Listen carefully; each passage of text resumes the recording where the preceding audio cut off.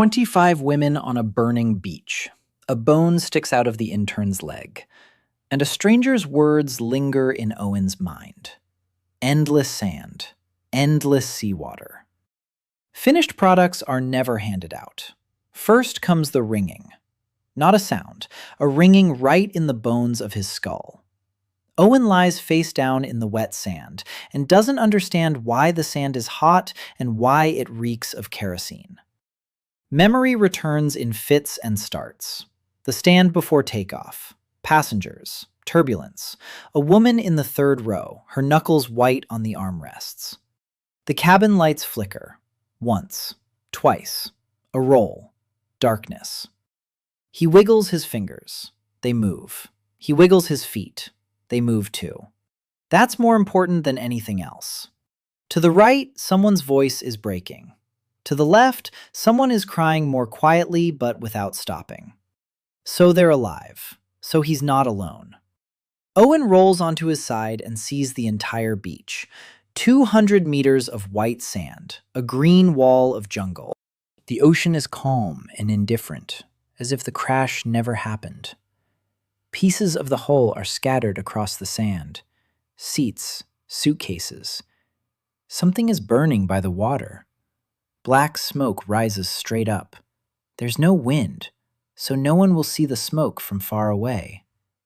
The steward part of his brain kicks in before the human part. Owen counts. 25 female passengers on the manifest, plus the crew, plus him. He stands up. It guides him. He sits back down. He tries again.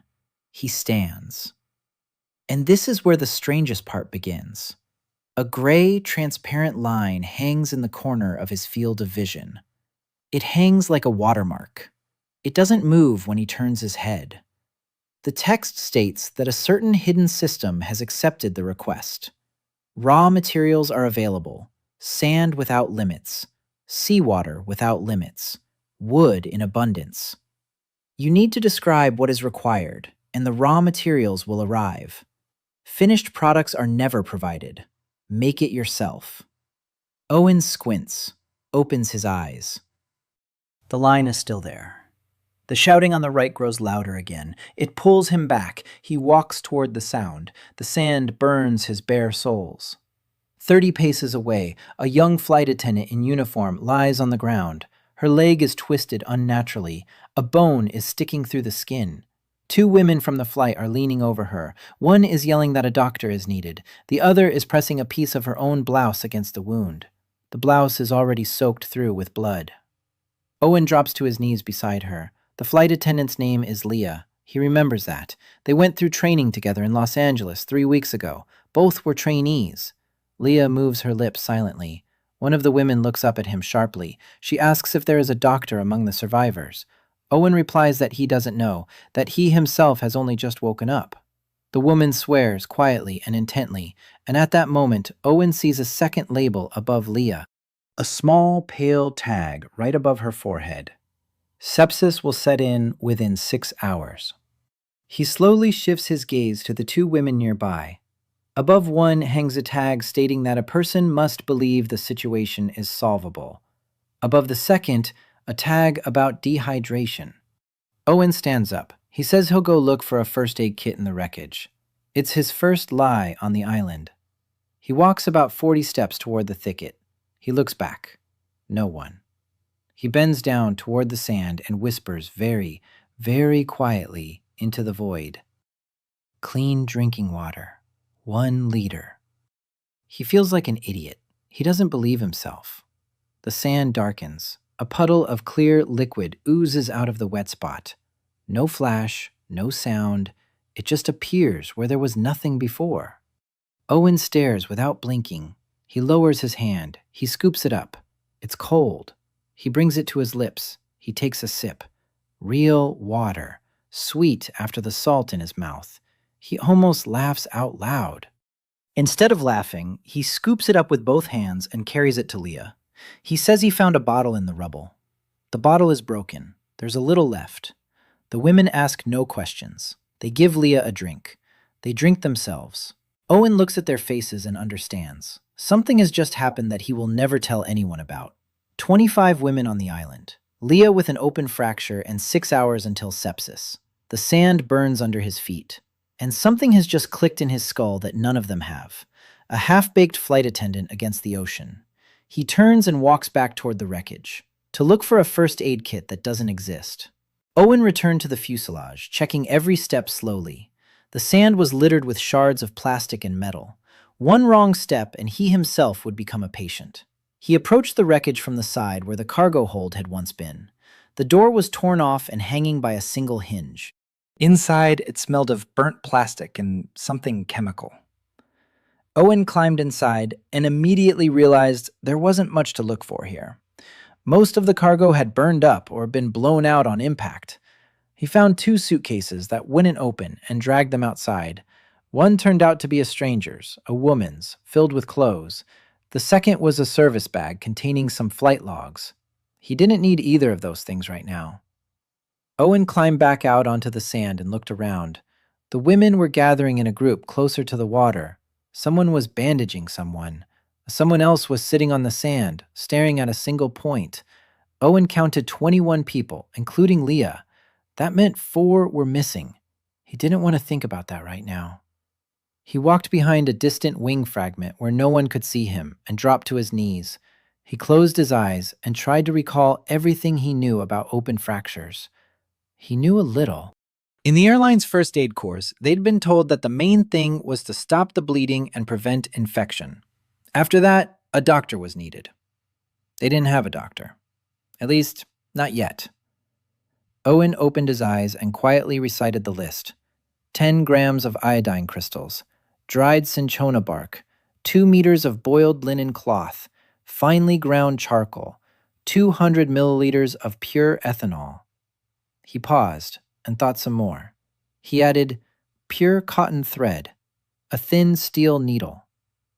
He didn't know why he needed a steel needle, but his intuition told him so. The sand in front of him began to darken in several places at once. Small piles and bundles slowly emerged from the sand. Iodine lay in the form of dark crystals on a piece of paper. The bark was rolled into a tube. The cloth was folded into a neat square. The charcoal was in a small cloth bag. The ethanol was just a puddle that didn't soak into the sand, as if the sand refused to accept it. The needle lay separately, shiny and thin. Owen looked at it and couldn't believe his eyes. He carefully gathered everything into his steward's jacket, which had miraculously survived. He tied it into a bundle. The puddle of ethanol needed to be poured somewhere. He thought for a moment and quietly asked for an enamel bowl with a lid. The system dispensed the bowl. Owen poured the ethanol into it, closed the lid, and wrapped that in his jacket as well.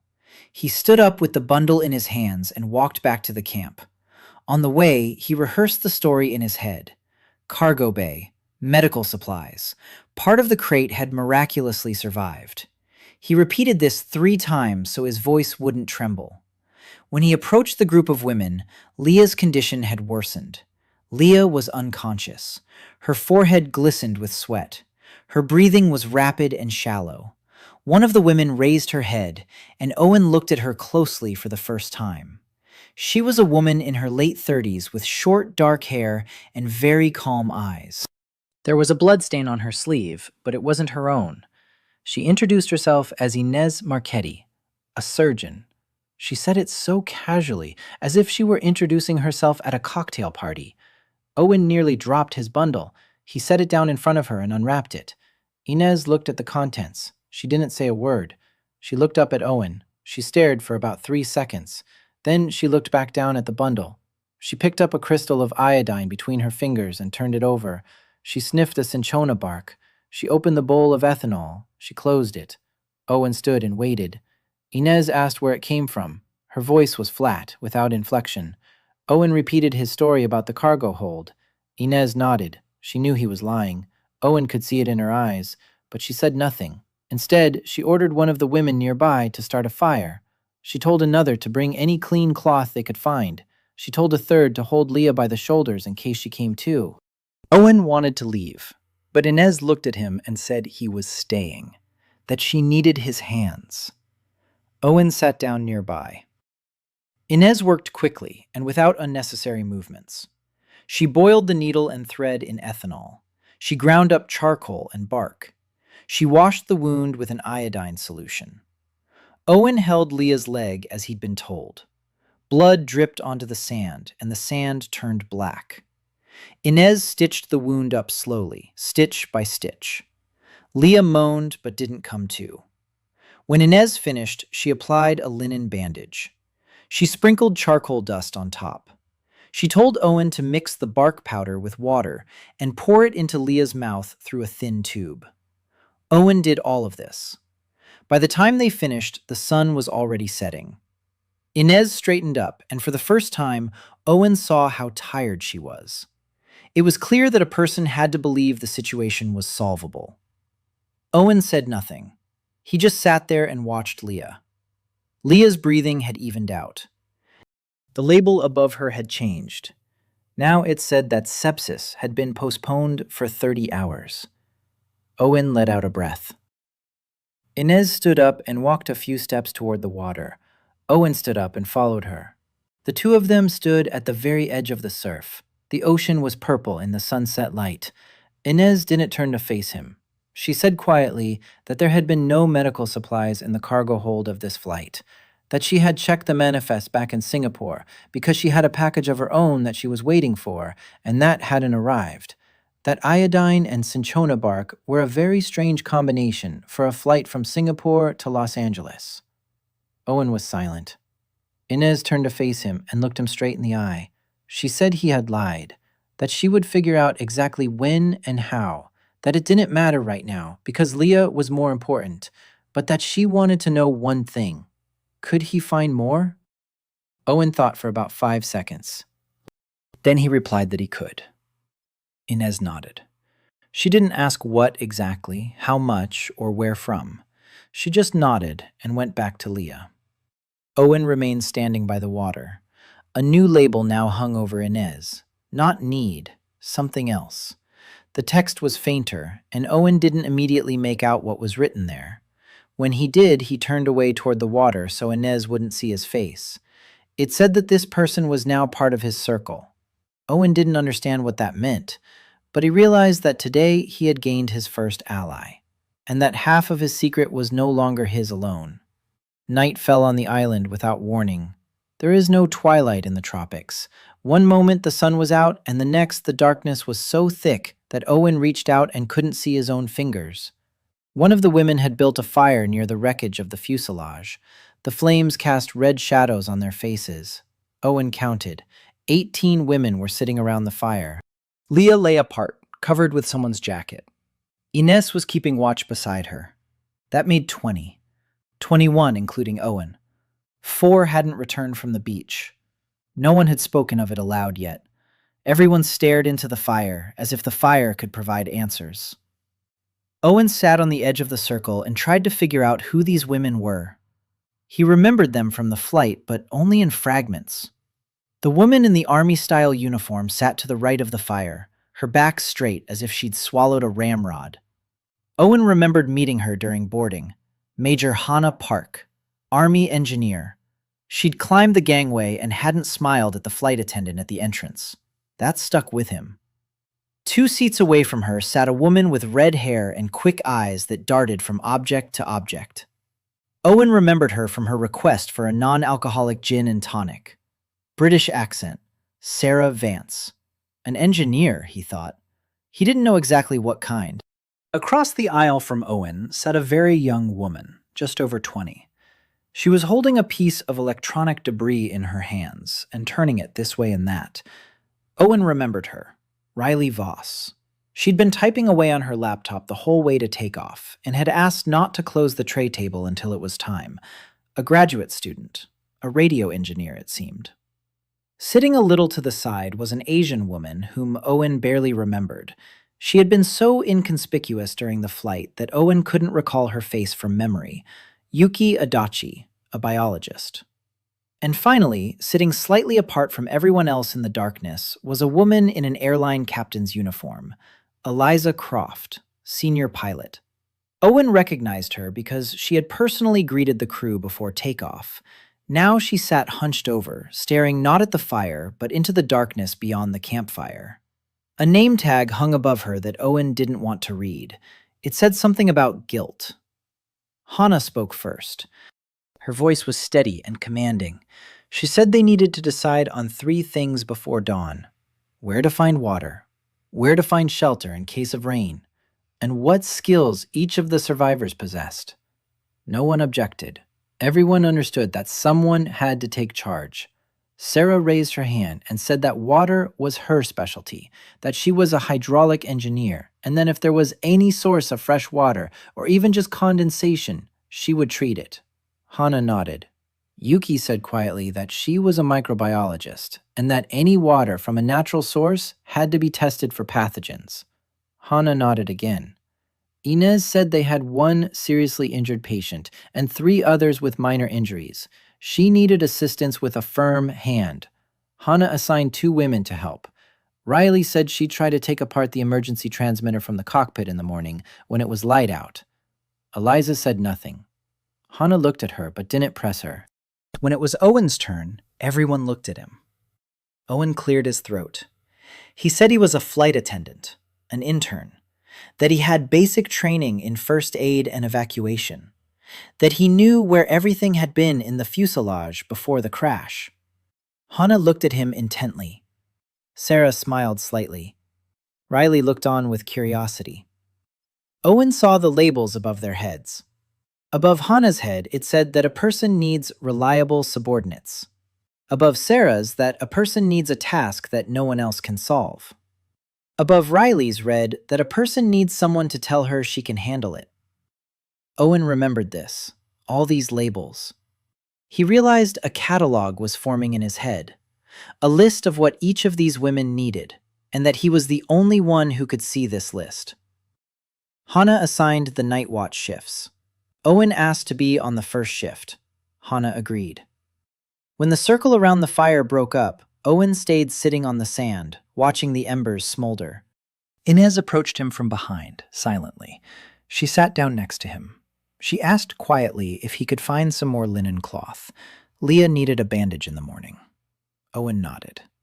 Inez asked if he could find real antibiotics. Owen thought for a moment. He didn't know the names of antibiotics. He knew the word penicillin and nothing else. He told Inez he wasn't sure. Inez understood what he meant. She told him the names: amoxicillin, ceftriaxone, metronidazole. Owen repeated after her in a whisper, memorizing them. Inez added that they needed the raw materials, not the pills, that if he brought the raw materials, she would try to make them herself. It would be messy, but it would work. Owen nodded. He stood up and said he would go for a walk along the edge of the forest to check the perimeter. Hana heard this and looked at him kindly. Owen walked off into the darkness with a torch made from a piece of plastic. When he had gone far enough that the camp was no longer visible, he stopped and lowered the torch into the sand.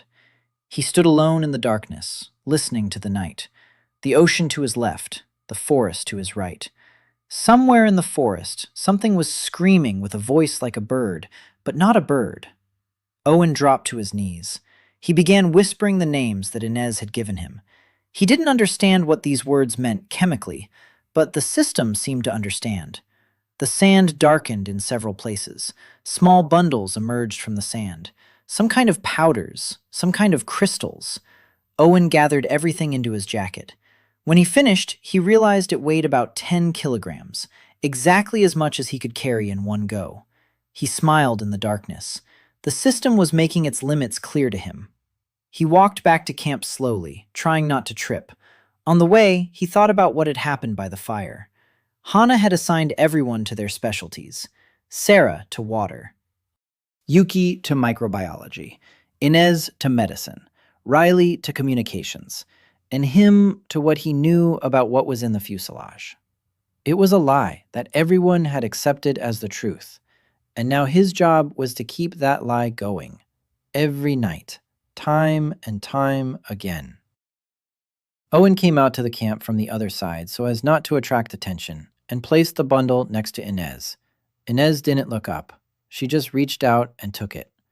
Owen lay down on the sand near the fire. Above him was a starry sky, unlike any he had ever seen over Los Angeles. He looked up at the stars and thought of his mother. His mother was waiting for him in Los Angeles. 12 hours after landing, she had chemotherapy. Someone had to drive her there. It was supposed to be him. Owen closed his eyes. Tomorrow. Tomorrow he would think about it. Tonight, 20 women were sleeping by the fire, and not one of them knew that the water they had drunk at sunset had appeared from the sand at his whisper. And for the first time all day, Owen allowed himself to think that maybe he wasn't the most useless person on this island. Dawn came gray and damp. A low fog hung over the island, smelling of salt and rotting seaweed. Owen woke up to someone shaking his shoulder. It was Hannah. She said they needed all hands on deck, that they had to put up at least one shelter by noon, or the evening downpour would soak everyone. Owen got up. His body ached as if he'd been beaten with sticks all night. His back wouldn't straighten. His neck cracked when he turned his head. He didn't let on that it hurt. Hannah wasn't looking at him anymore. She was moving on to wake the others. Owen washed his face with seawater. The salt stung his bruised cheek. Work was already underway at the camp. Sarah was fiddling with a piece of wing skin, trying to bend it into the shape of a gutter. Riley was sitting on the sand with a disassembled radio transmitter, sorting the parts into piles. Yuki was walking along the water's edge, gathering something into a piece of cloth. Inez was changing Leah's bandage. Leah had regained consciousness during the night, and now her eyes were following Inez's movements. It was a good sign. Owen approached Hannah and asked what to do. Hannah pointed to a strip of forest about 30 meters from the camp. She said they needed straight trunks about 3 meters long, 6 of them for the canopy's frame, that they needed vines for binding, that they had 1 axe from the emergency kit and 1 saw from someone else's luggage. Owen took the axe. Hannah looked at him with a hint of doubt. She asked if he knew how to use it. Owen said his father had been an amateur carpenter, that his father had taught him how to chop wood when he was a child. It was true. It was one of the few things his father had taught him before he died. Hannah nodded and went to give instructions to the others. Owen walked toward the forest. The jungle's edge was dense, vines intertwined with young palm trees. The air between the trees stood still and was 5 degrees hotter than on the beach. Owen chose the first trunk of a young palm tree and began chopping. The axe was dull. After 20 swings, his arm went numb. After 40, the trunk began to give way. On the 50th swing, Owen paused to wipe the sweat from his brow. He realized that at this rate, they would be chopping 6 trunks all day. He looked around. No one. He lowered the axe and quietly asked the system.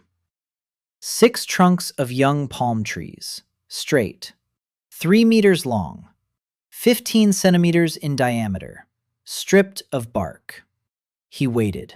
Nothing happened. Owen frowned. He tried again, slightly differently. 6 bamboo trunks, straight, 3 meters long, thick-walled. The sand beneath his feet began to darken. 6 long objects slowly emerged from the sand, one after another. Bamboo, fresh green, perfectly straight. Owen looked at them and realized 2 things. First, the system only recognizes what it has an exact specification for. A palm tree with bark is not a material. Bamboo with the specified dimensions is a material. Second, 6 stalks is exactly the limit of what he can carry. He tried lifting one, heavy but manageable. He could carry 6 of those in just 2 trips. Owen tied them together with a rope he'd found and dragged them back to camp. On the way, he thought about what to say. When he emerged from the forest, Sarah was the first to see him.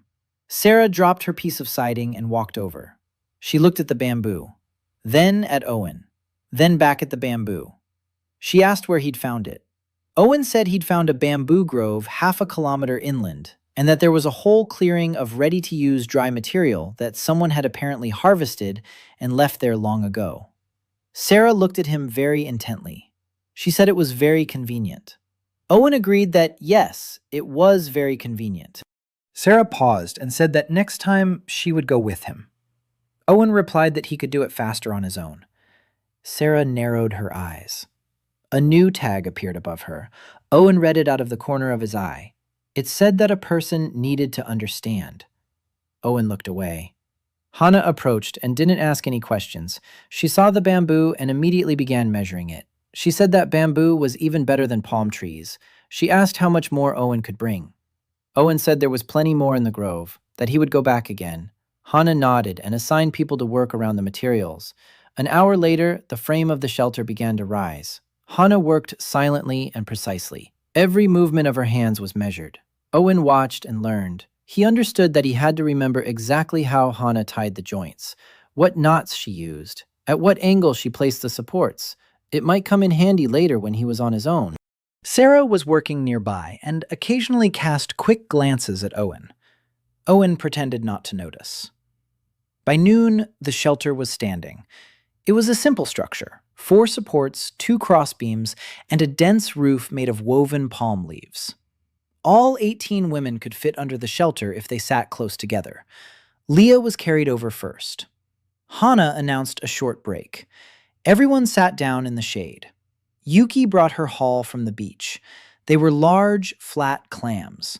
She said they were safe, that she had identified the species, that they could be eaten raw if absolutely necessary, but it was better to fry them. Hana ordered a second fire to be built for cooking. Owen volunteered to fetch firewood. Inez looked at him as he stood up. She didn't say anything, but Owen realized she wanted to talk to him. He nodded at her and headed toward the woods. 3 minutes later, Inez caught up with him among the trees. She stopped in front of him and asked directly. She asked how much more he could bring and what the weight limit was. Owen thought for a moment. He said he didn't know exactly, that the more precisely he described it, the more precise the result would be. That there was a weight limit, that he couldn't bring finished items, only raw materials. Inez listened without interrupting. When he finished, she said she had a request for him.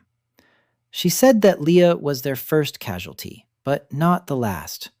That there were 2 more women in the camp with suspected internal bleeding, which she can't confirm yet without equipment. That she needs a basic diagnostic kit. She'll make a stethoscope herself from whatever she has on hand if she has rubber and metal in the right shape. Thermometers too, but she needs reagents. Ready-made iodine tincture, hydrogen peroxide, glycerin, distilled water. Owen was taking it all in. Inez continued.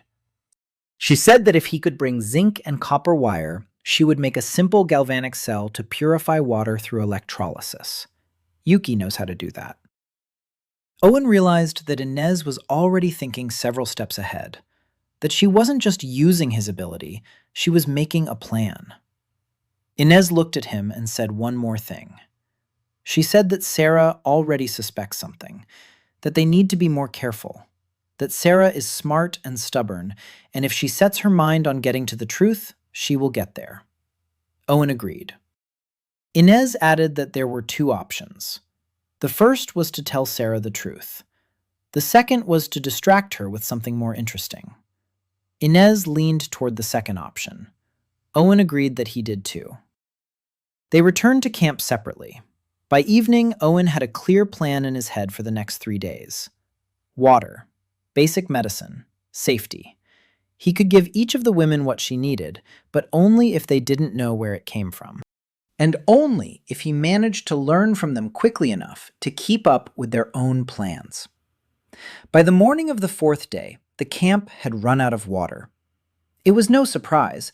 Hana had warned the day before that the emergency supplies salvaged from the wreckage would last a maximum of 2 days if they conserved it, and that they needed to urgently resolve the issue of a water source. Sarah was up before dawn. Owen saw her silhouette against the lightening sky. She was standing by the water with a piece of hull plating in her hands, figuring something out. Owen approached. Sarah turned around and wasn't surprised. She nodded to him like an old colleague on the morning shift. She said they needed to build a desalination unit, that the sun on the island was generous, and that a solar distillation was the first thing they needed to set up. Owen asked what was required for that. Sarah began to list the items: a black surface for heating, a transparent film or glass for condensation, a basin for seawater, a trough to collect the fresh water. Sarah fell silent and looked at Owen. She said they had neither a black surface nor a transparent film, that the whole was silver and didn't heat up well, that there wasn't any film in the wreckage at all. Owen thought for a moment. He asked Sarah how clear the film needed to be and how thick. Sarah looked at him strangely.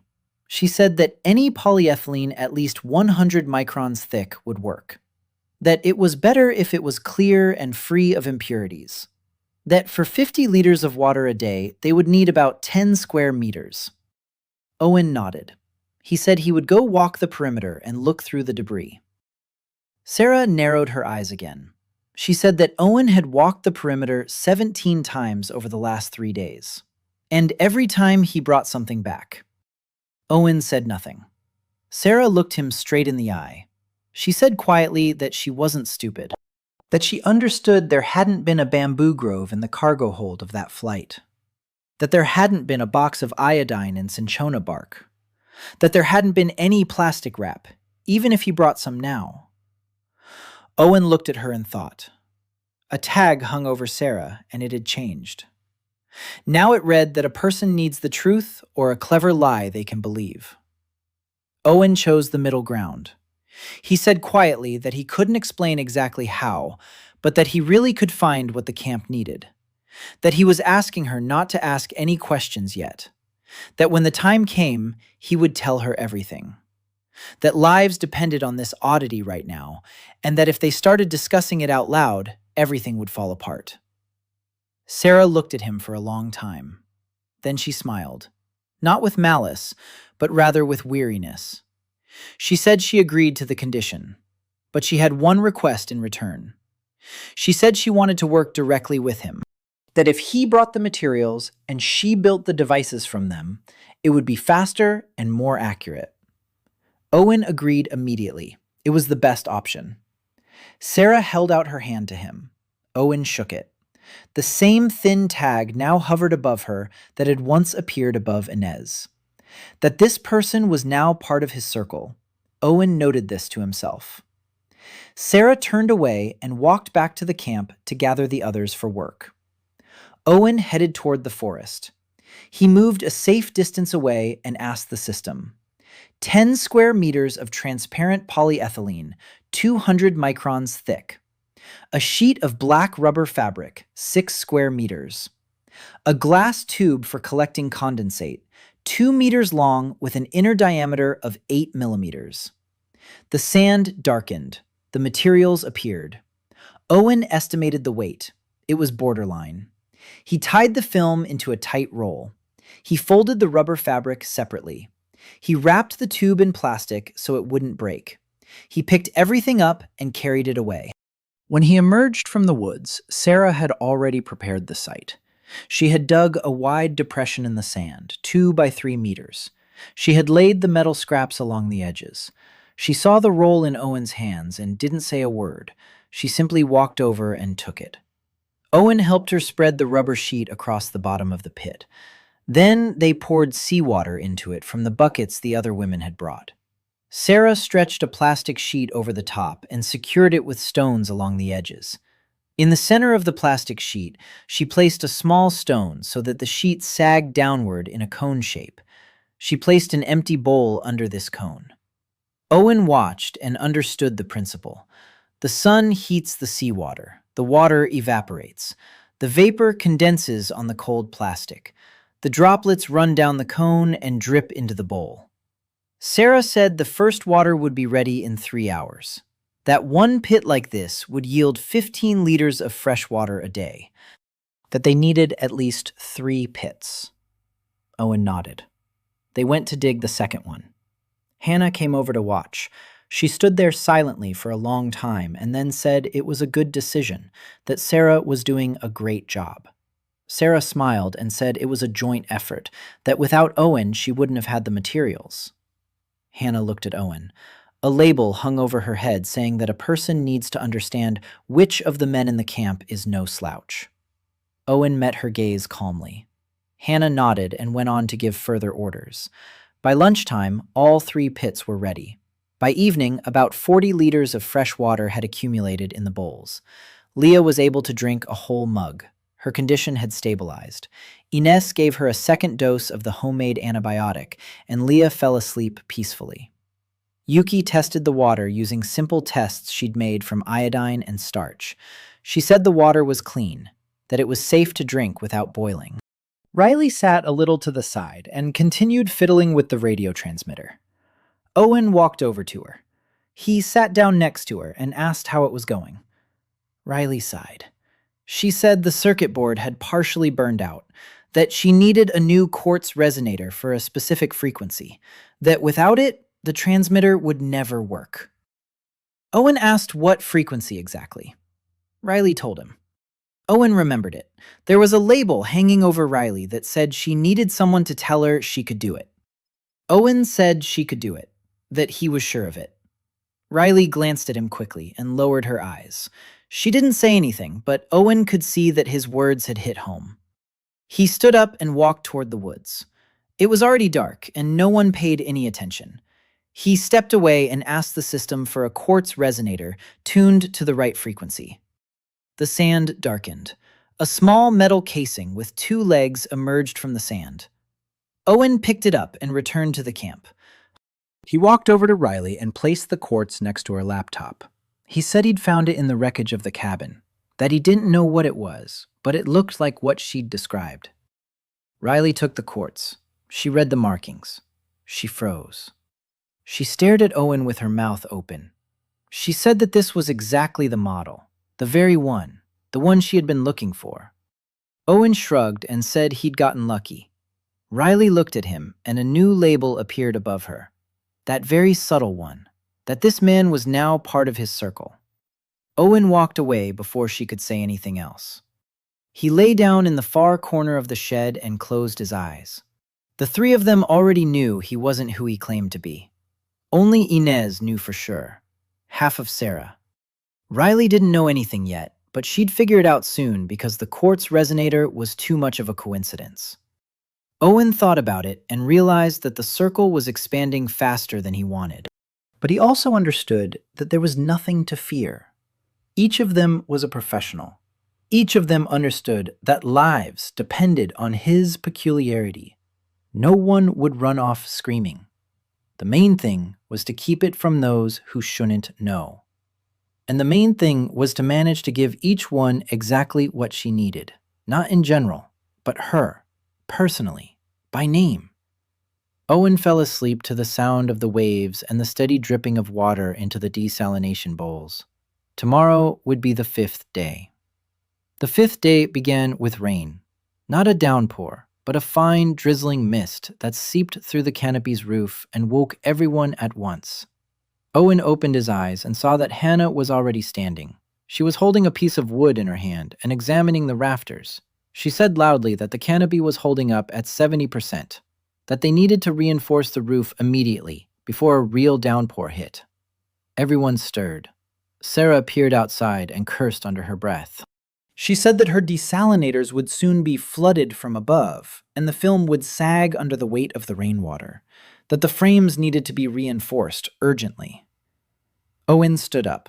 He felt that the ground beneath him had softened overnight. The sand had turned to mush under the canopy. That was bad news. Inez looked up from Leah. She said the wounded woman couldn't be left on wet sand. They needed a dry surface immediately. Hannah nodded and began giving orders. She sent 2 women to gather palm leaves to reinforce the roof. 2 others were sent to reinforce the supports. Sarah ran to the desalinators. Owen approached Inez and asked what she needed for Leah. Inez said they needed wooden planks, any kind. The main thing was that they be flat and clean, to make a platform for Leah out of them. Owen nodded and headed toward the forest. On the way, he ran into Riley. Riley was running toward the camp with a piece of plastic in her hands. She quickly told Owen that the quartz was working, that she'd managed to install it last night and check the connections, that the transmitter was showing signs of life but didn't have enough power, that she needed an antenna and a proper power source. Owen paused for a second. He asked what kind of power source exactly. Riley said any 12-volt battery would do, that ideally she needed zinc and copper plates and acid for a homemade battery, that Yuki already knew how to put it together. Owen took note. He told Riley he'd think about it. Riley ran off. Owen made his way to the edge of the forest and dropped to his knees, hidden by large ferns. The rain obscured his view. It was convenient. No one from the camp saw him. He asked the system for 10 dry, smooth wooden planks, 2 meters long, 30 centimeters wide, and 5 centimeters thick. The sand was darkening. The planks emerged one after another from the ground, as if someone were placing them from below. Owen counted them. 10 was too many for one trip. He tied them into 2 bundles of 5. He carried the first one. When he returned to the second bundle, he asked the system for 20 zinc plates, 10 by 10 centimeters in size. The same for copper plates. 200 milliliters of sulfuric acid in a glass bottle with a ground-in stopper. The sand was darkening in several places. Owen gathered everything into his jacket over the planks. He lifted them. He carried them. When he emerged from the woods toward the first camp, Hana was the first to see him. Hana looked at the planks and frowned. She asked where they came from. Owen said he'd found them stacked at the northern edge of the beach, that they'd apparently been washed ashore from some merchant ship a long time ago, that they were a little salty but mostly dry. Hana accepted the explanation without a word. She ordered 2 women to take the boards and lay them down under Inez. Owen walked past her and headed toward the spot where Riley had set up her makeshift radio station. Yuki was standing nearby. They were arguing about something in hushed tones.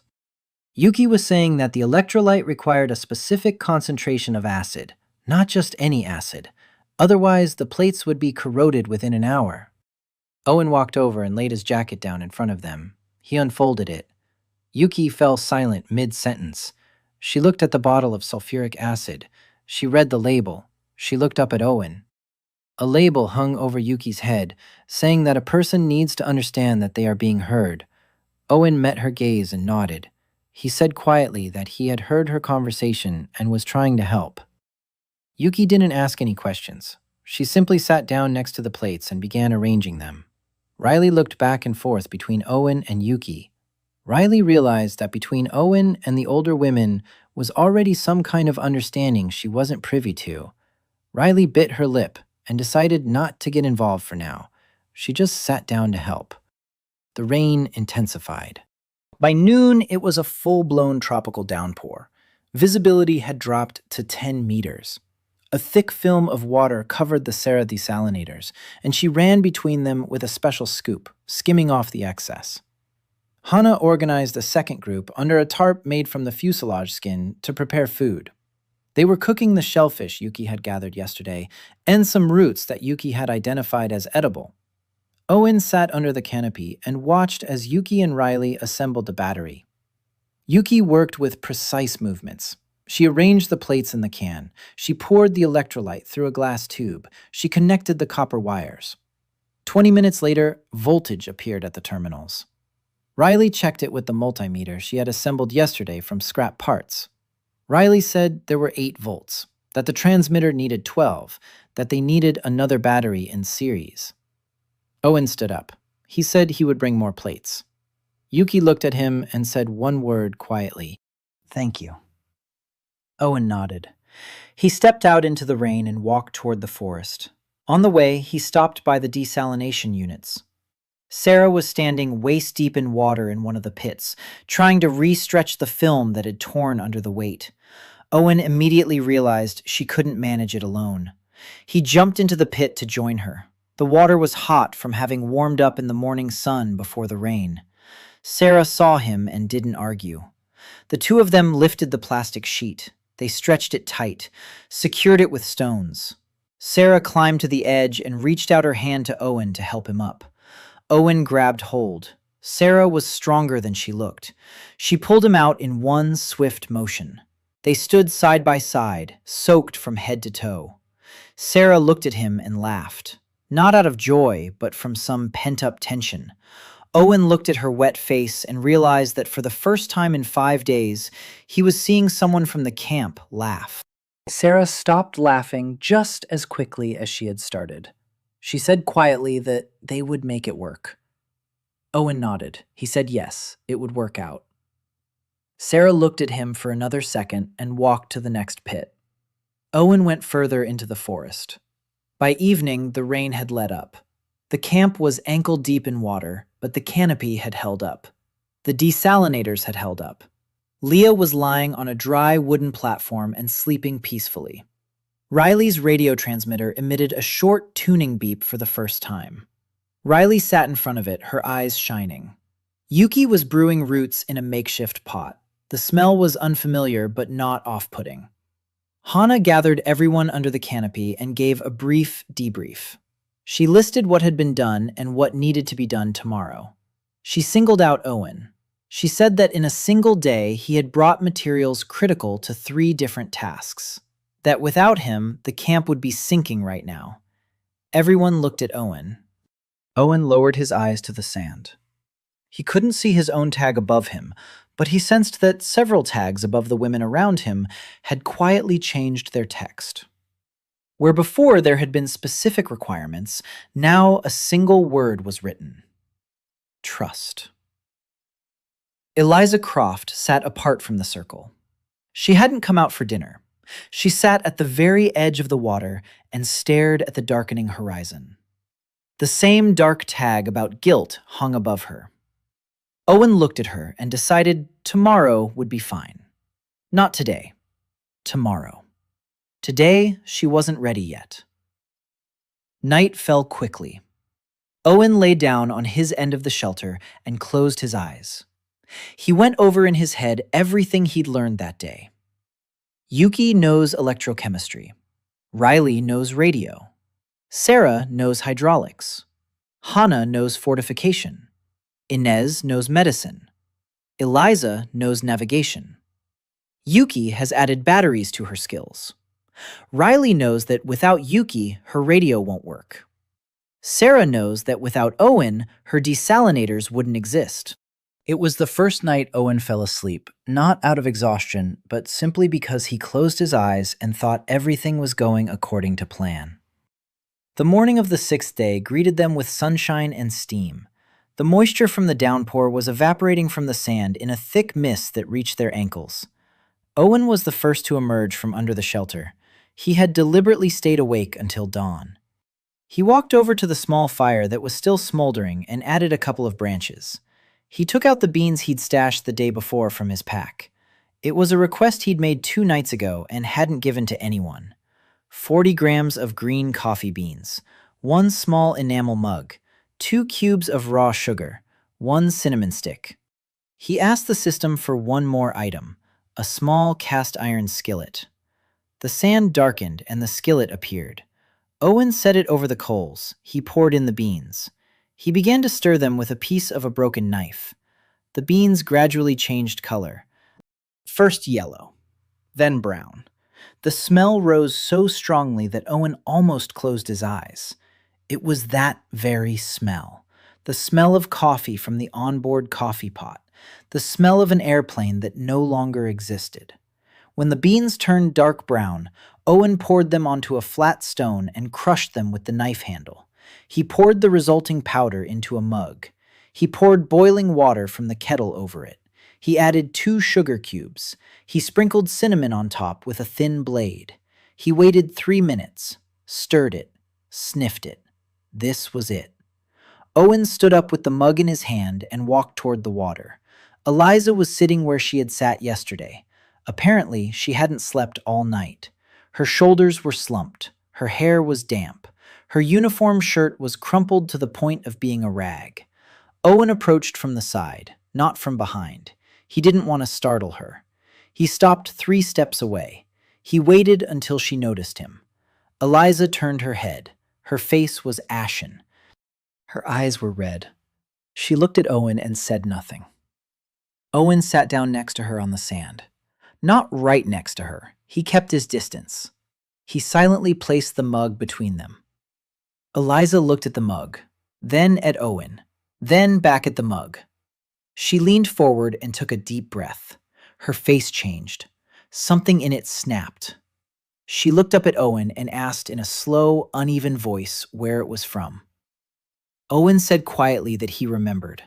That on that shift when he was working on her flight 8 hours before the crash, she had asked him for coffee, with 2 sugar cubes, and a dash of cinnamon. That he brought her that coffee in a 3A mug. That he remembered because her eyes looked so tired. That he didn't know then that she was the captain. That he found out later from the manifest. Eliza looked at him for about 10 seconds, without blinking. Then she took the mug in both hands, brought it to her face, closed her eyes, took a small sip. She held the mug and didn't drink any more. She just held it. Owen didn't say anything. He looked at the horizon. Eliza spoke so quietly that Owen could barely hear her. She said she didn't remember his face, that she didn't remember asking for that coffee, that she didn't remember anything at all from that flight, which was normal because the only thing repeating in her head was the moment the plane started losing altitude. Owen didn't say anything. Eliza continued. She said she had 23 years of experience, that she had never lost a plane, that all the electronics in the cockpit had failed at the same time, that such a thing was physically impossible, that her co-pilot had died in her arms within the first minute after hitting the water, that she dragged his body onto the sand and didn't even have time to close his eyes before she lost consciousness. Owen listened. He understood that he shouldn't say anything, that Eliza wasn't speaking to him but into the air, that she was saying this for the first time, that if he interrupted her, she would fall silent for a month. Eliza finished her coffee slowly, in small sips. When the mug was empty, she set it down on the sand between them. She looked at Owen. The label above her had changed. The word guilt was no longer there. It said that a person needs someone to acknowledge that she can be forgiven. Owen slowly said that he didn't know what had happened to the plane, but he knew one thing, that all the electronics don't fail at the same time on their own, that this only happens in 2 cases, an electromagnetic pulse or deliberate sabotage, that in both cases it wasn't the pilot's fault. Eliza looked at him and didn't say anything for a long time. Then she asked quietly how a trainee flight attendant knew such things. Owen said that 3 years ago he had been studying engineering, that he hadn't finished his studies, that his father had died. Eliza nodded slowly. She didn't ask any further questions.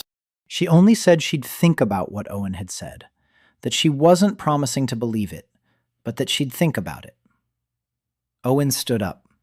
He said that coffee would be waiting for her every morning if she wanted it, and he walked back to camp, without looking back. On the way back, he saw that Inez was standing by the shelter, watching them. Inez didn't. She just nodded at Owen once. It was a good nod. Owen returned to the campfire. Hannah was already there. She was crouching down and drawing something in the sand with a stick. She saw Owen and said they needed to talk about the camp perimeter, that she'd heard a noise in the woods that night, a noise that wasn't an animal. Owen sat down next to her. Hannah continued. She said she had 8 years of experience working in hot zones, that she could tell the difference between the sound of a single animal and the sound of a group of people. That last night, about 200 meters into the woods on the north side of the camp, 3 people had been walking, that they were trying to move quietly, that they were watching the camp. Owen felt a chill run through him. He asked if Hannah was sure. Hannah said she was 80% sure, that she'd like to be less certain, but she couldn't. Owen asked what she planned to do. Hannah said that, for starters, they needed to know they weren't alone on the island, that they needed to go on a reconnaissance mission, that she couldn't go herself because she couldn't leave the camp without leadership, that Sarah wasn't suitable because she was too conspicuous and loud, that Riley was too young and inexperienced, that Inez needs to stay with Leah. Hannah looked at Owen and said he was the right choice, that he's quiet, that he has stamina because he's constantly walking back and forth to the forest, that he won't attract attention if he gets caught. Owen agreed right away. Hannah looked at him and said she wouldn't let him go alone, that she would go with him herself for half a day, that she would leave the camp in Inez's care, that she wanted to see with her own eyes what she had heard about that night. Owen agreed. They agreed to go out after lunch. Before lunch, Owen worked with Sarah on the third desalinator. Sarah was focused and hardly spoke. Only once did she ask him quietly if everything was okay with Eliza. Owen said it would get better. Sarah nodded. After lunch, Owen and Hannah packed a small backpack, a knife, a bottle of water, a piece of rope.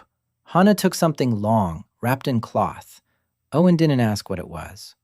They went into the forest on the north side. The camp disappeared behind the trees after 2 minutes. Hannah walked ahead and moved silently despite her boots. Owen tried to follow in her footsteps. For the first time, he realized that Hannah wasn't just an engineer, that she had worked in places where knowing how to navigate the woods saves lives. They walked in silence for about 40 minutes. Hannah stopped him with a gesture. She knelt on one knee. She listened. Owen knelt down too. He heard nothing but birds. Hannah gestured forward. Owen craned his neck and saw an open space through the foliage. A clearing. Something large and rectangular stood in the clearing. Low, overgrown.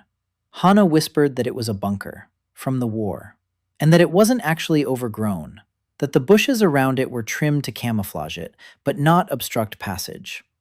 Owen looked and now saw what Hannah had seen. Someone was using this bunker, right now. Hannah placed her hand on Owen's shoulder and slowly pressed him to the ground. They both lay down in the undergrowth. Owen felt the damp earth soak through his shirt. Hannah pointed her finger toward the eastern side of the bunker. Owen peered closely and saw movement. A person emerged from a side entrance hidden by foliage. A man, around 30 years old, dressed in green camouflage with no insignia, a pistol in a nylon holster on his belt, a tablet in his hands. He stopped at the entrance and lit a cigarette. He took 2 puffs. He was saying something into a small transmitter clipped to his collar. Owen listened but couldn't make out the words. Hannah whispered that he was a professional, that his movements were too economical for a civilian, that the tablet was a secure model, that the transmitter was military grade but without markings, that it was either a private military company or something even worse. They lay there and watched for another 20 minutes. During that time, 2 more men came out of the bunker.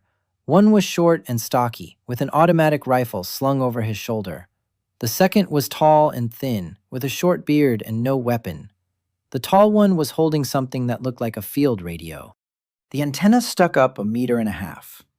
Hannah whispered that the tall one was searching the airwaves, that the device wasn't a transmitter, but a direction finder.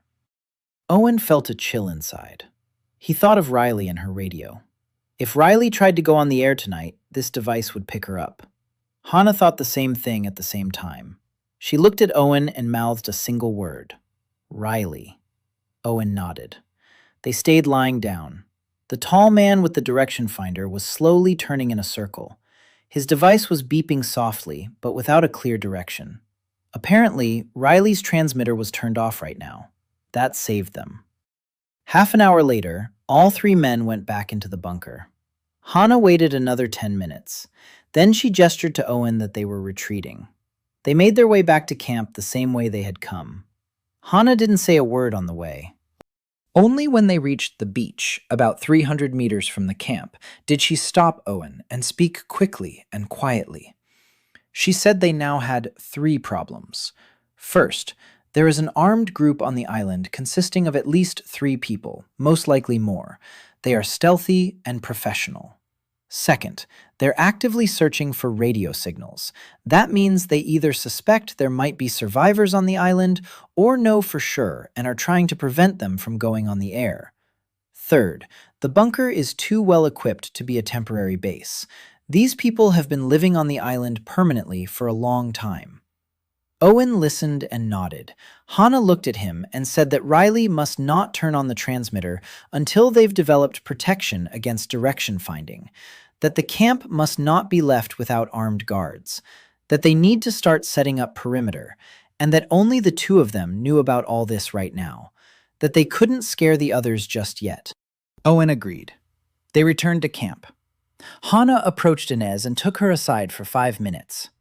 Owen saw how Inez became very serious toward the end of the conversation. Then Hana took her to Sarah, then to Eliza. She spent the longest time with Eliza. Eliza was the only person in the camp, besides Hana, who had experience assessing external threats. Hana decided not to tell Riley and Yuki yet. Owen agreed. Riley needed to stay focused on the radio. Yuki needed to stay focused on water and medicine. By evening, Hana had a plan. She announced to the whole camp that no one was to go into the forest alone anymore, that any movement beyond the beach was now to be done only in pairs, that Owen and she herself would set up a perimeter of traps for the night. No one asked any questions. Everyone accepted this as a reasonable precaution against wild animals. Owen and Hana went out to the northern edge of the forest that evening. Owen had gone ahead alone to a safe distance and requested supplies from the system. 200 meters of thin steel wire, 20 steel springs, 40 metal stakes, each 20 centimeters long, half a kilogram of broken glass shards grams. Hana saw what he had brought and froze. She looked at Owen. Owen met her gaze. Hana understood. She realized that Owen had the same peculiarity that Inez and Sarah had already hinted at regarding her. She didn't fully understand it, but enough not to ask questions right now. Hana worked with the traps as if they were poetry. She placed the stakes at a specific angle. She stretched the wire at ankle height. She camouflaged them with leaves. Each trap didn't kill, but maimed. Hana said they didn't need corpses, that they needed warning signals, that a person in a trap would scream and the camp would hear it. They set traps for 3 hours. When they finished, Hana looked at Owen and said that in her career she had set up a perimeter 17 times. That only 3 times had she had equipment of this quality, that usually she had less. Owen didn't say anything. Hana continued. She said she wouldn't ask him where it came from right now, that she'd ask later when there was time. But that there was one thing she wanted to understand right now. She asked if it worked on people and on weapons. Owen thought for a moment. He said he didn't know for sure. That the system had limitations on what was considered finished goods versus raw materials. That he wouldn't be able to get weapons as finished products. That components might be possible. But he wasn't an expert. Hana nodded. She said that was fine. That components were already a lot. That she would make him a list by morning. They returned to camp. Inez, Sarah, and Eliza were sitting by the fire. When Owen approached the fire, Eliza looked up at him. It was the first time she'd looked at him as an equal rather than right through him. She held out her mug to him, the very same enamel one. She said she would have returned it to him in the morning, but that she'd thought about it and decided she wanted to give it back now. Owen took the mug. He said the mug was hers, that he had made it for her. Eliza blinked. She realized that Owen meant he hadn't found it, but rather made it. She didn't say anything. She just looked at him for a long time. The label above her changed again. Now it said that for the first time in a week, the person was allowing herself to return to work. Eliza stood up. She told the whole camp that she was ready to resume her duties as captain starting the next morning, that she had a map of the crash site in her head, and that she could calculate the island's approximate coordinates if she had a starry, cloudless sky and a watch.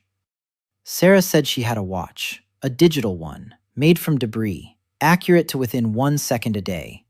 Eliza nodded. She said she would begin observations tonight. Hana walked over to Eliza and shook her hand.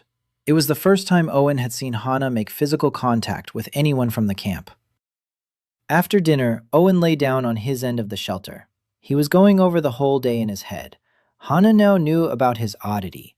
Eliza was starting to come back to life. Armed men were stationed in the north of the island, searching for their signal. They had a direction finder. Tomorrow, he needed to figure out how to protect Riley. Owen closed his eyes and immediately opened them again. He realized what needed to be done. He needed Hana's list of components first thing in the morning, and he needed to talk to Riley about shielding the transmitter. That was his job, a half-baked steward against a professional military unit. For the first time, Owen thought about it without irony. Before, the thought had seemed ridiculous. Now it didn't. Owen greeted the morning of the seventh day, already sitting by the campfire. He hadn't slept almost all night. Schematics for radio signal shielding, which he vaguely remembered from his sophomore year of college, were spinning in his head. Back then, they had taken a single joint course on electromagnetic compatibility, and he had missed that topic because he was burying his father on the day of the exam. Now, he regretted it more than ever. Riley was the second to come out to the campfire after him. She rubbed her eyes and asked why he wasn't sleeping. Owen said they needed to talk, that it was serious, that they'd better go down to the water. Riley followed him. They walked about 50 meters away from the camp. Owen stopped and looked at her. He said he had to tell her something and asked her not to panic. Riley immediately turned pale. She asked what had happened. Owen told her about last night's sortie, not everything, just the main points, that there was a group of armed people on the island, that they had a direction finder, that she couldn't turn on her transmitter until they set up a shield, that if her signal was picked up, the camp would be in danger within 24 hours. Riley listened in silence. When Owen finished, she didn't say anything for a long time. Then she asked quietly what it meant to set up a shield. Owen honestly said he didn't fully understand, that he'd heard the general principles, that they needed a Faraday cage around the transmitter, that they needed a directional antenna that sent the signal in one direction rather than in all directions, that they needed filters on the harmonics so it wouldn't emit at unwanted frequencies. Riley looked at him in surprise. She said that for a steward, he knew some strange words. Owen replied that he was a dropout engineer, that he dropped out 3 years ago during his junior year. Riley nodded slowly. She said she understood, that she'd think it all over, that she needed a sheet of paper, a pencil, and a couple of hours. Owen said she'd have both. They returned to camp. Owen headed toward the forest on his usual route. He asked the system for a copper mesh with 2 millimeter mesh, 3 square meters in area, 1 roll of aluminum foil, 10 ferrite rings, 100 ceramic capacitors of various ratings, 50 metal film resistors, a sheet of corrugated cardboard, a notepad, 5 graphite pencils. The sand was darkening in several places at once. It was the largest request ever made on the island. Owen barely managed to carry it all. By the time he returned, Riley was already sitting on the sand with a piece of airplane paneling, trying to sketch something with a knife. Owen set the items he'd brought down in front of her. Riley looked at the copper mesh, at the foil, at the ferrites, at the notebook, at the pencils. She looked up at Owen and said he was a strange man. Owen said he knew. Riley took the notebook and a pencil. She began to sketch. An hour later, she had a diagram. A small metal box made of copper mesh, a transmitter inside. On the outside, a directional waveguide type antenna made of aluminum tubes, filters at every stage, power supplied through ferrites. Owen looked at the diagram and understood less than half of it, but he understood the main thing, that Riley knew what to do, that she just needed time and materials. Yuki walked over to them and stood beside them. She looked at the diagram. Then she said that one more thing needed to be taken into account in the diagram, that any transmitter glows in the infrared spectrum due to heat, that if they had a thermal imager there, they wouldn't need direction finding. Riley thought for a moment. She nodded and drew a heat dissipation path into the ground around the box. Yuki nodded approvingly. Owen stood there listening as the two women argued over technical details. He felt like a child who had accidentally eavesdropped on a conversation between adults. It was a pleasant feeling. It meant that they might actually pull this off. By lunchtime, Riley and Yuki had assembled half the device. Sarah came to take a look and suggested making the casing out of the wreckage of the plane's skin. She said the skin was aluminum and acted as a shield on its own. If they combined the copper mesh with the skin, they'd get a double shield. Riley agreed. Eliza came over later. She said she'd seen the stars through the clouds at night, that she'd roughly determined their latitude, that they were at about 7 degrees south latitude, that this was somewhere in the equatorial region of the Pacific Ocean, that they'd need more observations to determine the longitude. Hannah listened to Eliza and nodded. She said that once they had the full coordinates, they could broadcast them, and then the search would be targeted. If the transmitter worked. If they weren't detected first. At lunch, Owen pulled Hannah aside. He asked if she was ready to talk about the list of components. Hannah nodded. They stepped away. Hannah pulled a folded piece of paper out of her pocket. She handed it to Owen. Owen unfolded it. The list was short. Potassium nitrate, sulfur, charcoal, magnesium shavings, aluminum powder, steel balls 8 millimeters in diameter, thin copper wire, plastic tubes. Owen read the list and realized that Hannah was going to make powder traps and explosive charges, not for killing, for noise and light deterrence. He asked if Hannah was sure. Hannah said she was sure, that it wasn't for an attack, that it was so the camp would have 15 seconds to react in the event of an assault, that, in her experience, 15 seconds was a lot of time. Owen agreed. He said he'd bring everything on the list by tomorrow morning. Hannah nodded and left. By evening, Riley had finished the first assembly of the shielded transmitter. She didn't turn it on. She said she wanted to double-check all the connections, that tomorrow morning they could run a short test at minimum power, that the main thing was to see if they could be detected with this protection. If so, they'd need to strengthen the shielding. If not, they could gradually increase the power and try to call for help. Owen agreed with the plan. Before dinner, Inez approached Owen. She said that Leah had stood up on her own for the first time today and taken 3 steps, that the blood infection had been completely prevented, that she would still be limping for another month, but the bone would heal properly. For the first time in a week, Owen allowed himself a genuine smile. Inez looked at him and said that he had saved Leah. Owen replied that Inez had saved her. Inez said that without the raw materials he had brought, she wouldn't have been able to. That both truths were true. That both were important. Owen remained silent. After dinner, Eliza approached him and held out a second mug, identical to the first one. She said she'd found it in the wreckage of the galley, that she wanted Owen to have one too, so that every morning they could drink coffee together. Owen took the mug. It was cold and heavy in his hand. A tag hung over Eliza that read, "People learn to start over." Owen said he agreed. Every morning. Eliza nodded and went down to the water to look at the stars. Before going to sleep, Owen went over everything they had in his head. Clean water, basic medicine, a secure transmitter they would try to turn on tomorrow, the perimeter of the traps, an army engineer about to set up powder traps, a captain calculating coordinates by the stars, a microbiologist testing every drop of water, a hydraulic engineer building the 4th desalinator, a surgeon walking around the camp and checking everyone for early signs of infection. And somewhere in the north of the island, 3 men with a direction finder who will either hear the signal tomorrow or they won't. Owen fell asleep quickly. He didn't know that he had exactly 36 hours left until the moment when Hannah made a miscalculation and one of the traps went off, not on an intruder, but on one of their own.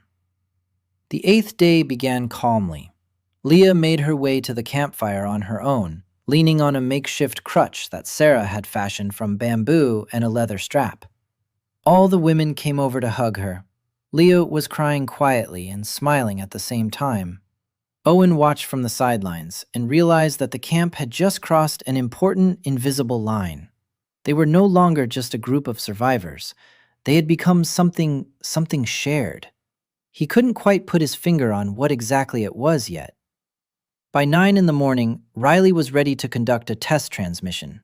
Hannah insisted that the test be conducted as far away from the camp as possible.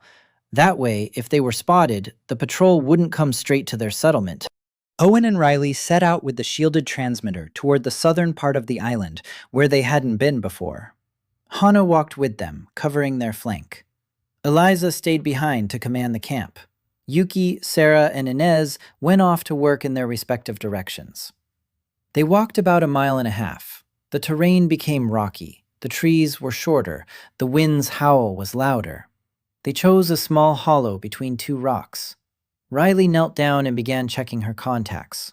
Owen and Hannah stood at the edges of the hollow, scanning the surroundings. Hannah held a homemade club, weighted with a piece of metal. Owen wasn't holding anything. He felt useless in that sense. Riley looked up after 10 minutes. She said she was ready, that she would turn it on for 5 seconds at minimum power, that she would transmit a single letter in Morse code, the letter C, dot, dash, dot. If they received a response, she would continue. If not, she would repeat it in an hour. Owen and Hannah nodded. Riley pressed the button. The device clicked quietly. Riley tapped out 3 signals. She turned it off. 5 seconds passed. Nothing happened. 10 seconds passed. Nothing. 30 seconds passed. Still nothing. Riley sighed. She said that if they'd been detected from that distance, a patrol would already be on its way, which meant the screen was working, at least at that power level. Hannah said not to jump to conclusions after 30 seconds, that the direction finder had to record the signal first, then the operator had to analyze it, then report to the senior officer, then receive orders. That was at least 20 minutes. They waited. 20 minutes. 30. 40. Hannah began to relax. Owen did too. Riley was just about to send a second test transmission when Hannah suddenly raised her hand and froze. Owen froze too. Hannah pointed her finger toward the northwest. 2 seconds later, Owen heard it. Noise. Footsteps. Light and quick. Several people. Hannah gestured for them to lie down. They lay down among the rocks. Riley pressed the transmitter to her chest. Owen lay there and heard a pounding in his ears. The footsteps were getting closer. They were passing by about 60 meters away. Owen lifted his head a centimeter. He saw 2 men, not the ones who had been at the bunker, different ones. One had a device similar to the direction finder the tall man had had. The second was walking with his automatic rifle at the ready. They were walking quickly toward the beach. Not toward the camp, toward the other part of the beach, where Riley had gone out with the transmitter before they started setting up the shielding, meaning they'd picked up her previous signals and were now going to check the spot. Hannah whispered in a low voice that they'd picked up the old signals. That meant they had a database of previous coordinates. That meant they'd been hunting for the source for at least a week, maybe longer. The men passed by. Their footsteps faded away. Hannah waited another 10 minutes. Then she gave the signal, and they quietly left the hollow and took a long detour back to camp. On the way, Riley was depressed. She said that her signals had been broadcast in the open during the first few days, that she hadn't known it then, that it was her fault. Hannah stopped her and said it wasn't her fault, that no one knew, that the main thing was that now they knew and could defend themselves. Owen agreed. Riley was silent for the rest of the way. When they reached the camp, it was around 2 in the afternoon. Sarah saw them and waved.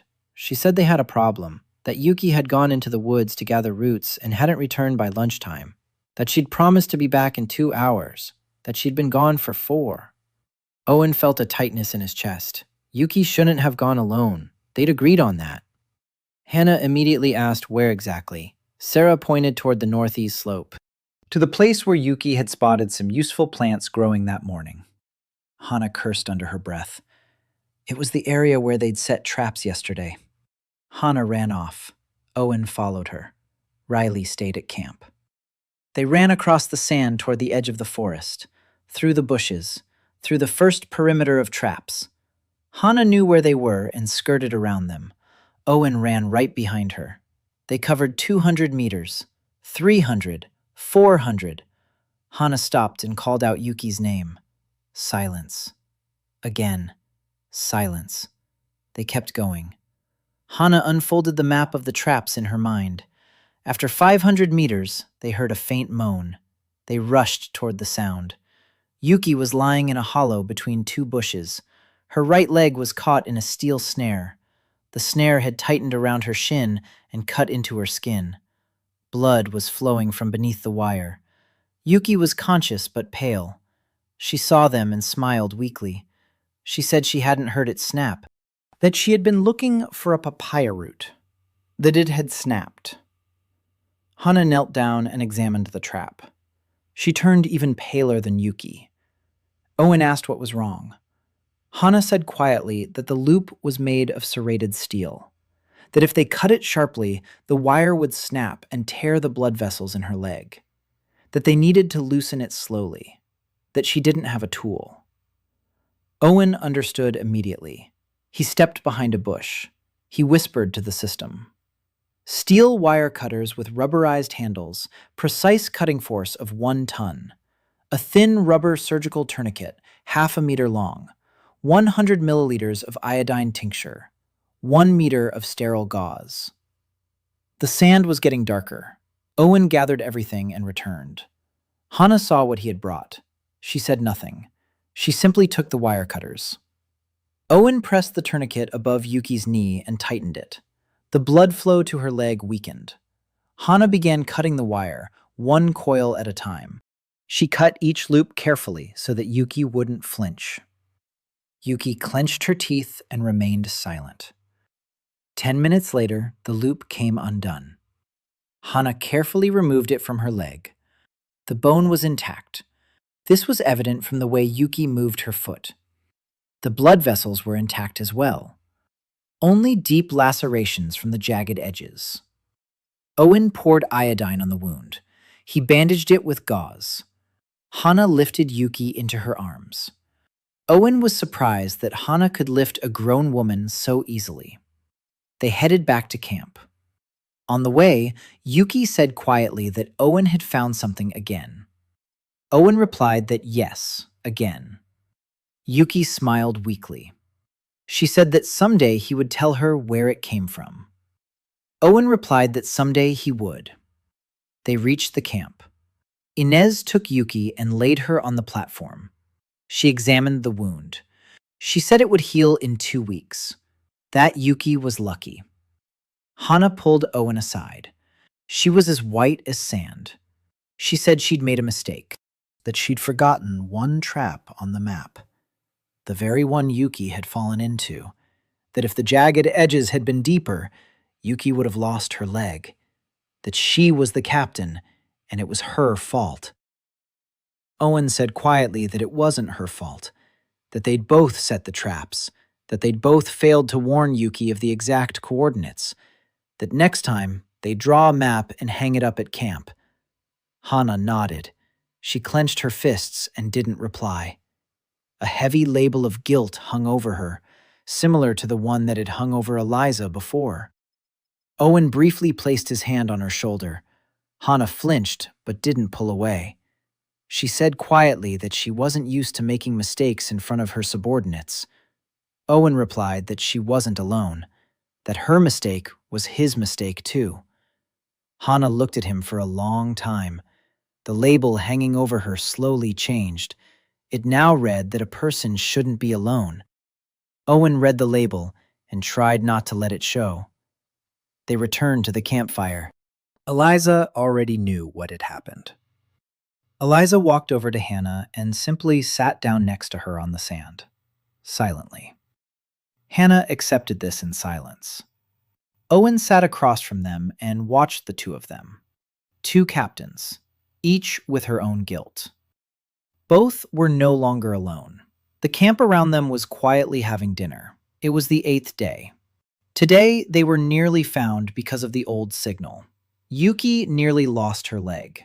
For the first time in her life, Hannah had made a mistake that could have cost someone a limb. Owen watched the fire and thought they'd been lucky today. But that luck was a finite resource, and that it would soon run out. The 9th day began with a cold decision. Hannah gathered the inner circle before dawn. Owen, Inez, Sarah, Eliza, Riley, Yuki.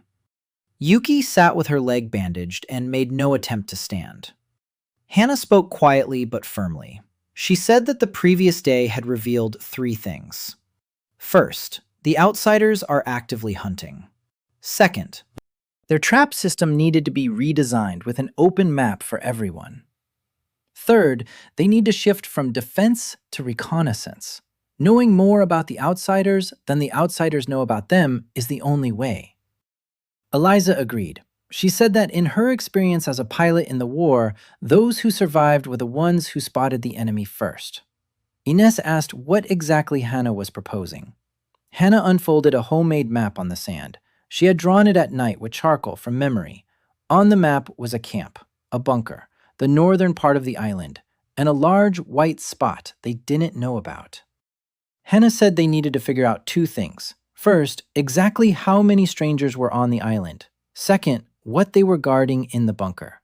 That without answers to these two questions, any plan of theirs was a gamble. Owen looked at the map and thought. He said he was ready to go. Hannah said that this time, three of them would go. Her, Owen, and Eliza. That Eliza was needed to determine the bunker's coordinates using the sun for a future transmission. That Inez would stay behind to command the camp. That Sarah would reinforce perimeter security. That Riley would continue working on the transmitter. That Yuki would stay with the medical supplies. Everyone agreed. Before leaving, Sarah asked Owen if he needed any help with supplies. Owen thought for a moment. He said he needed 3 sets of very dark camouflage clothing, 3 pairs of binoculars with anti-glare coating, 3 pairs of lightweight boots, a compact camera with a long zoom. Sarah looked at him and said the list was strange for someone who supposedly finds things in the wreckage. Owen didn't answer. Sarah didn't say anything else. Owen headed toward the woods. 40 minutes later, he emerged with 3 bundles. Hannah unwrapped them. The camouflage uniform was jungle-patterned and fit each of them perfectly. The boots fit like a glove. The binoculars were heavy and dark. The camera was professional grade with a rugged case. Hannah silently tried on the uniform.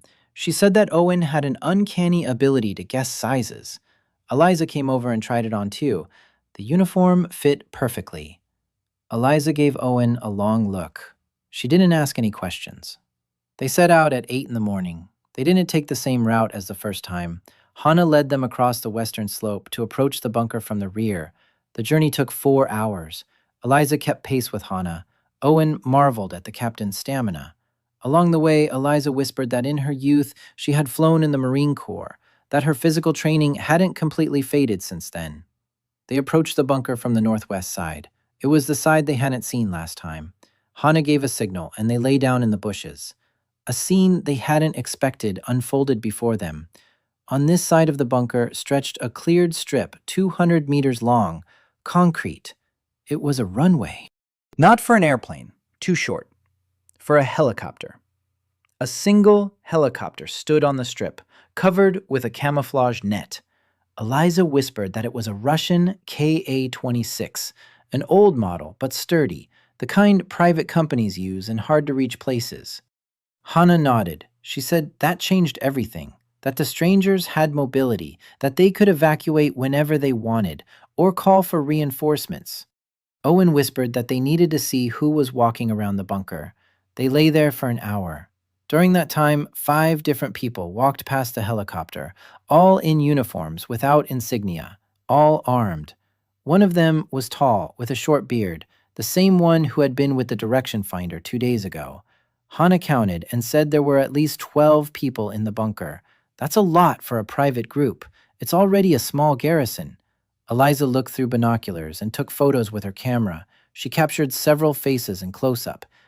She said quietly that she recognized one of them, that she'd seen him at a flight safety conference 2 years ago in Dubai, that he was a former German military pilot, that his name started with the letter B, that he represented some private company.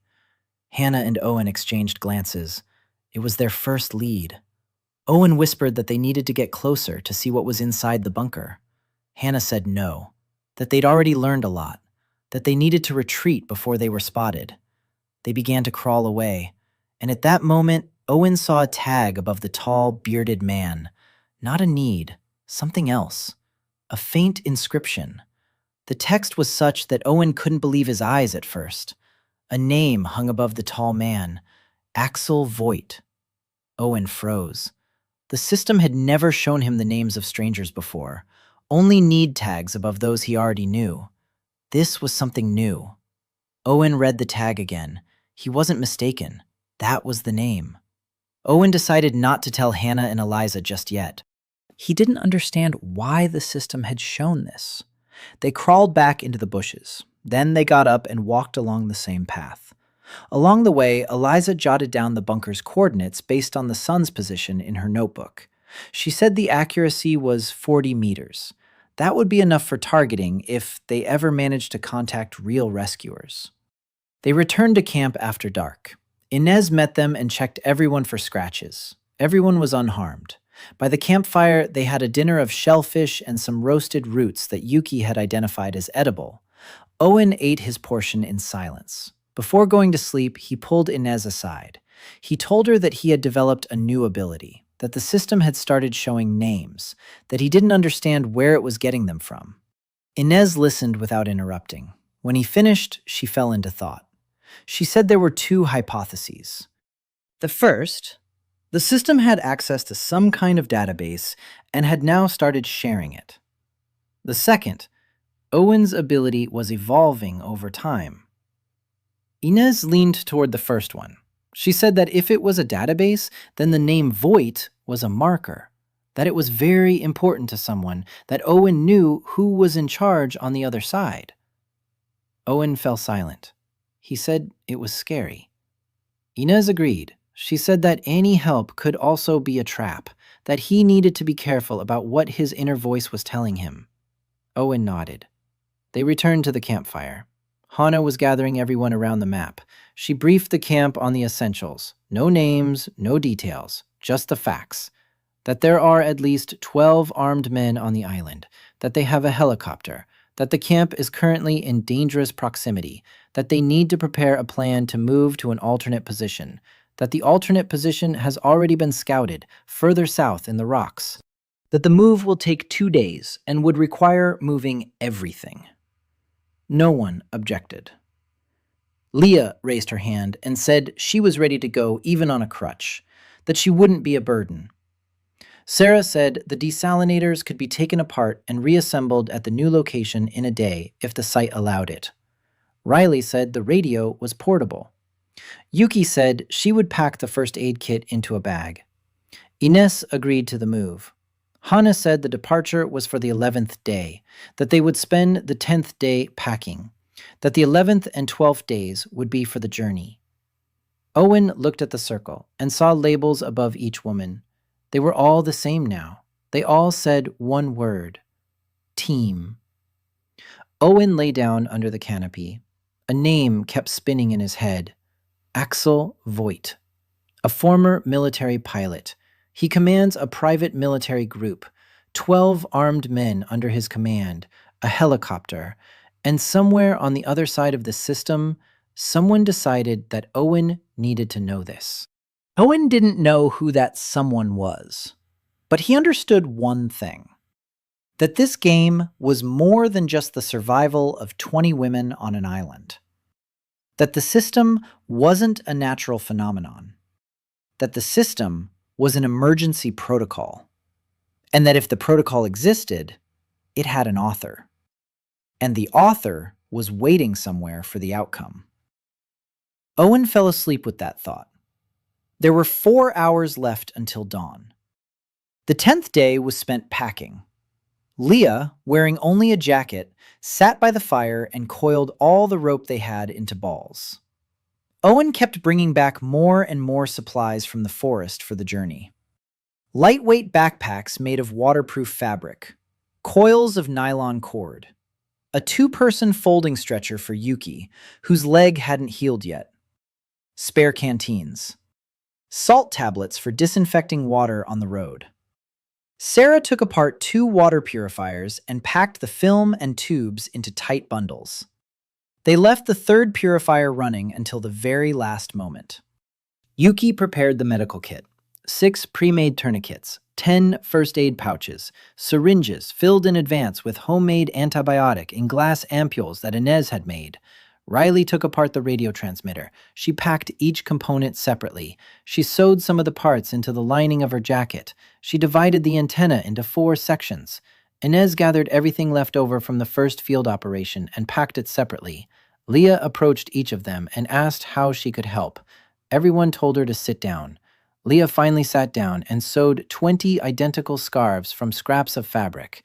It was her sudden and unexplained activity. When Owen asked why the scarves, Leah said she wanted every woman in the camp to have a scarf with her name on it, so that when they marched in a column at night, the scarf would be on her arm, so they wouldn't get lost in the dark, so they could count everyone at any moment by the scarves. Hannah heard this and looked at Leah for a long time.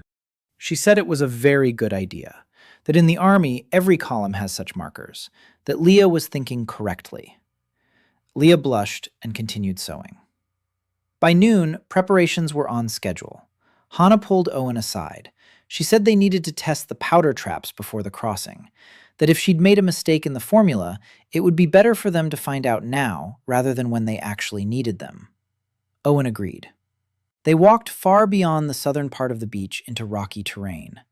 Hannah assembled 3 test charges, each about the size of a small fist. They buried the first one under a layer of sand 10 meters away. Hannah attached a thin fishing line to the trigger. She pulled it tight. They moved behind a rock. Hannah pulled the line. The explosion was loud. A column of smoke and sand rose 3 meters high. Hannah nodded with satisfaction. She said it was enough for a light shock, that anyone within a 5-meter radius would be deafened for a minute and blinded for 10 seconds. That would be enough. They tested the second charge. It worked the same way. The third one didn't work. Hannah took it apart and found the cause. The primer was damp. She said they needed to make primers with a paraffin coating. Owen took note. They returned to camp. By evening, it was time for dinner. Hannah gathered everyone around the campfire and gave the final briefing. She explained the route. 3 hours south along the beach. Then up the trail into the cliffs. Another 4 hours. Overnight stay on an intermediate ledge. On the second day, 6 hours to a new position in a rock grotto. Hannah pointed out all 3 points on the map.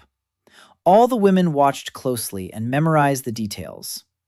Inez asked what they would do if they were discovered along the way. Hannah replied that in that case, the group would split up.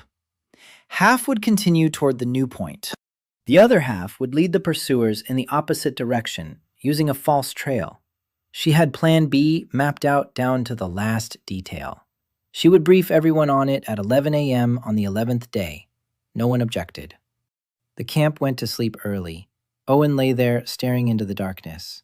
An hour later, he realized he wasn't asleep. He got up quietly and stepped out from under the canopy. Sarah was sitting alone by the fire. She nodded at him. He sat down beside her. Sarah didn't speak for a long time. Then she said quietly that she had a question for him. Owen waited. Sarah asked if it was true that Eliza gave him a mug every morning. Owen said she didn't, that she just drinks coffee with him. Sarah smiled. She said that everyone at the camp had already noticed. Owen was silent. He said that Eliza was grateful to him. Sarah said that it was more than gratitude. Owen didn't answer. Sarah looked at the fire. Then she said something strange. She said that once upon a time, her water purification had been stolen by a colleague in London, that he had filed the patent in his own name, that she had been removed from the list of authors, that she had fought in court for 3 years and ultimately got nothing back, that after that she had stopped believing in gratitude, that she had stopped believing at all that her work could be recognized. Owen listened. He didn't know what to say. Sarah looked at him and said that when he had told the whole camp the day before yesterday that the desalinators were her work and not his, it was the first time in 5 years that her work had been credited to her, that she wouldn't forget it. Owen lowered his eyes. Hanging over Sarah was a tag he hadn't seen before. It said that a person chooses whom to trust until the very end. Owen looked at her slowly. He said he was ready to tell her everything, right now. Sarah froze. She said she wasn't sure she wanted to know. Owen replied that she had the right to decide for herself. Sarah thought for a moment. Then she nodded. Owen told her about the fall, about the first line of the text, about how the system provides raw materials but not finished products, about the weight restrictions, about how it can't be done in front of witnesses, about the tags. Sarah listened in silence.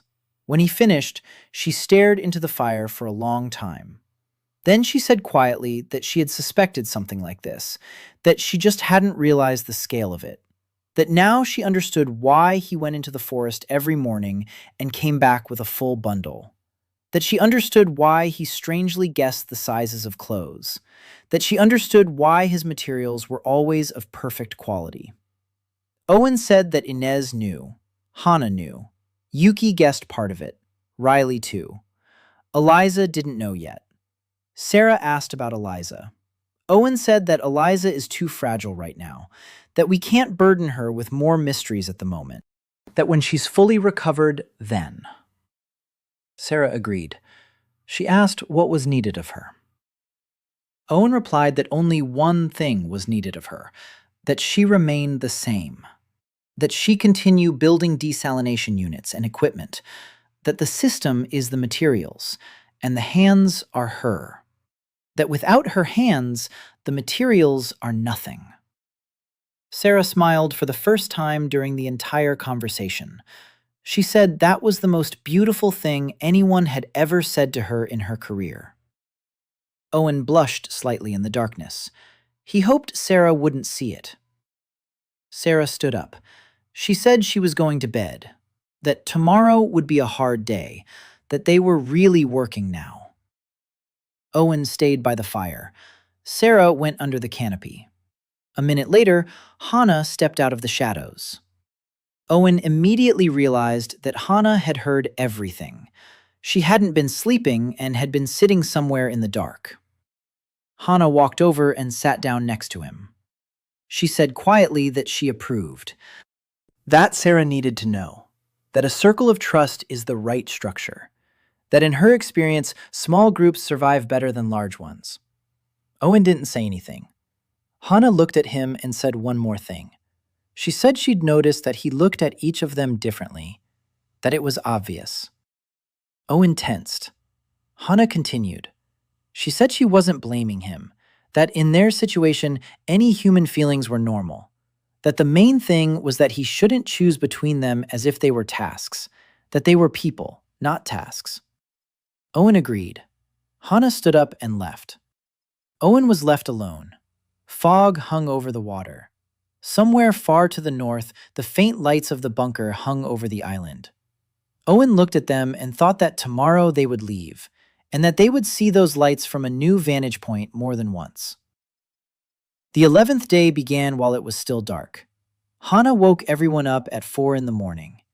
Each was given a scarf with a name on it that Leah had sewn. Each tied the scarf around her right wrist. Hana checked the column. 18 women, plus her, plus Owen. 20 exactly, all together. Yuki lay down on the stretcher. Sarah and Inez stood on either side of the stretcher. Leah walked separately with a crutch, but in the middle of the column. Riley followed her. Hana took the lead. Eliza brought up the rear. Owen walked alongside the column, checking that everything was in order.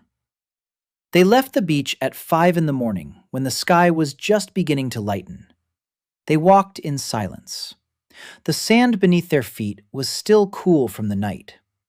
An hour later, the beach ended and a pebble-strewn path began. Yuki moaned softly as the stretcher rocked. Inez stopped the column every 20 minutes to check her bandage.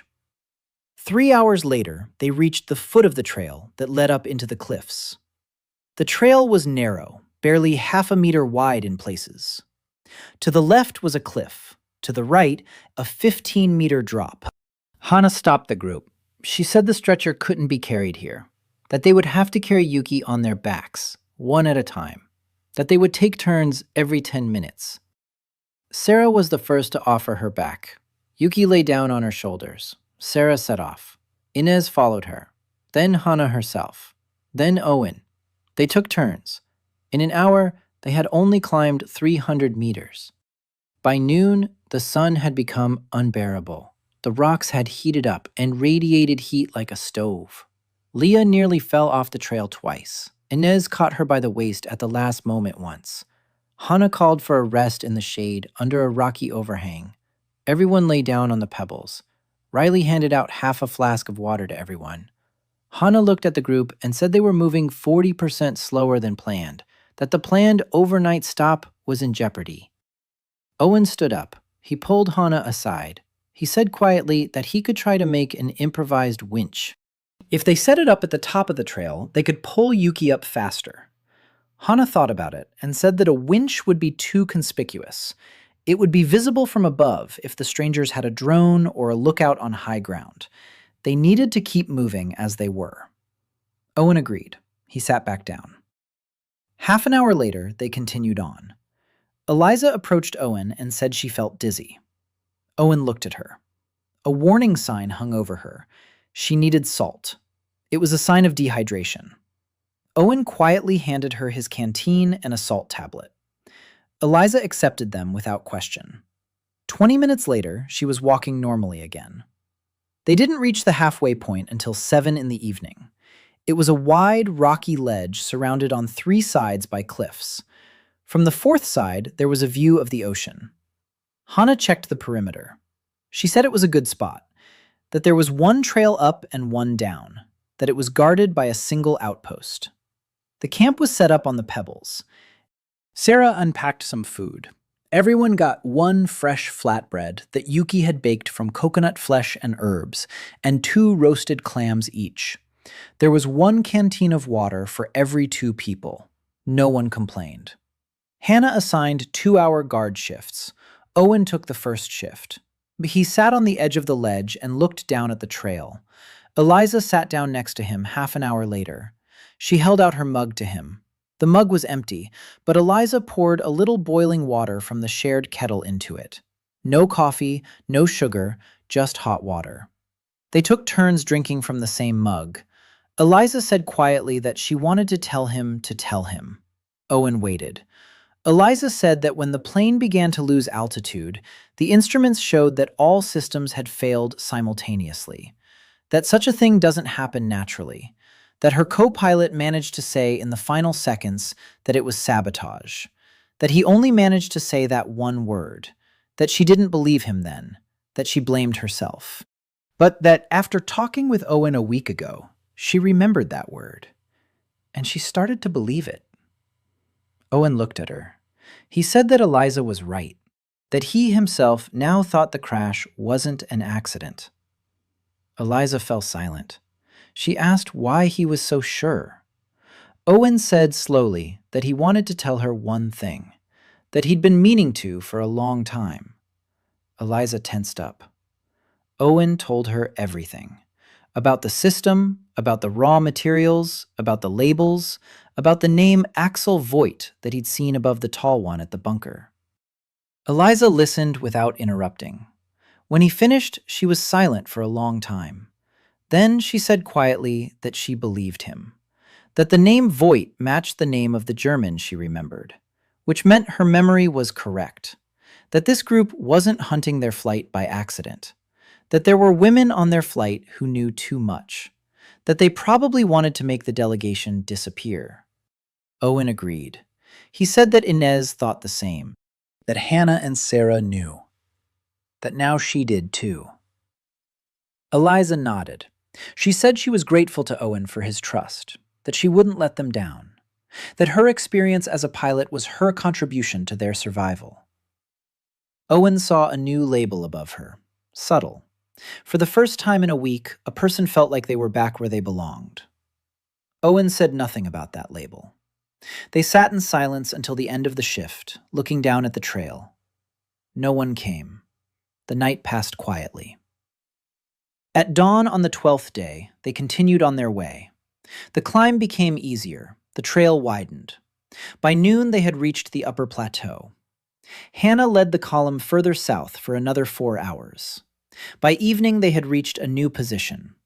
It was a large rock grotto 15 meters deep with 2 exits and a natural spring of water flowing down the wall.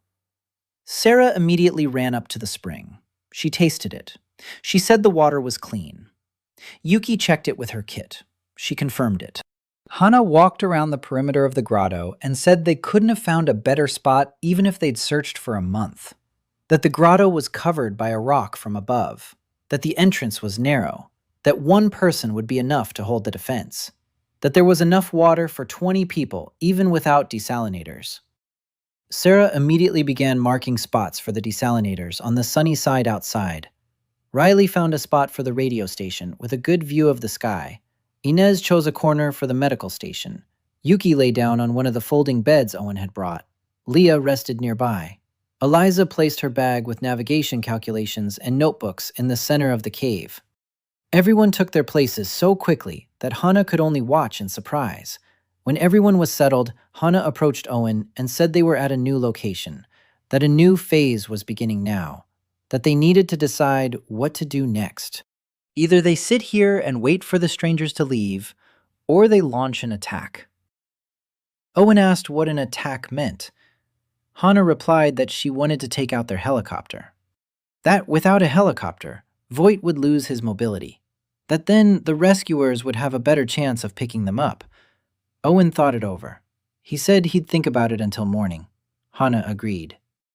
Owen stepped out of the cave onto a rocky ledge. The ocean stretched out below. Somewhere far off on the horizon, Owen saw lights. A ship. A cargo ship. Too far away to make out anything, but it was the first ship they'd seen since the crash. Owen stared at the lights and thought about Voight. 12 armed men, a helicopter, a bunker, and 20 women, including the wounded one in the rock cave. On one side, the system. On the other, a military professional with a team. Someone on the outside is playing this game, and that someone didn't put Owen on that flight by accident. Owen finally allowed himself to finish the thought he'd been pushing away for a week. What if he wasn't the chosen one? What if he was just the guy on duty for the shift? What if someone up there knew they needed a protocol carrier and took the most inconspicuous one possible? A trainee flight attendant, a guy with no ambitions, a guy no one would even notice. Owen stared at the lights of the distant ship and realized he actually liked this idea. That being the chosen one was a burden, and being on duty was just a job, and that his shift was starting now. Owen spent the 13th day preparing. By morning, he had made his decision. They were going for the helicopter. Not today, in 24 hours. They needed to get everything ready in that time. Hana approved. She drew up a plan. A group of 4 people. Hana herself, Owen, Sarah, Eliza. Sarah was needed to disable the fuel system. Eliza was needed to figure out which specific helicopter components were critical. Hannah and Owen for general execution. The rest remained in the grotto under Inez's command. That night, Riley was preparing an emergency transmission at full power.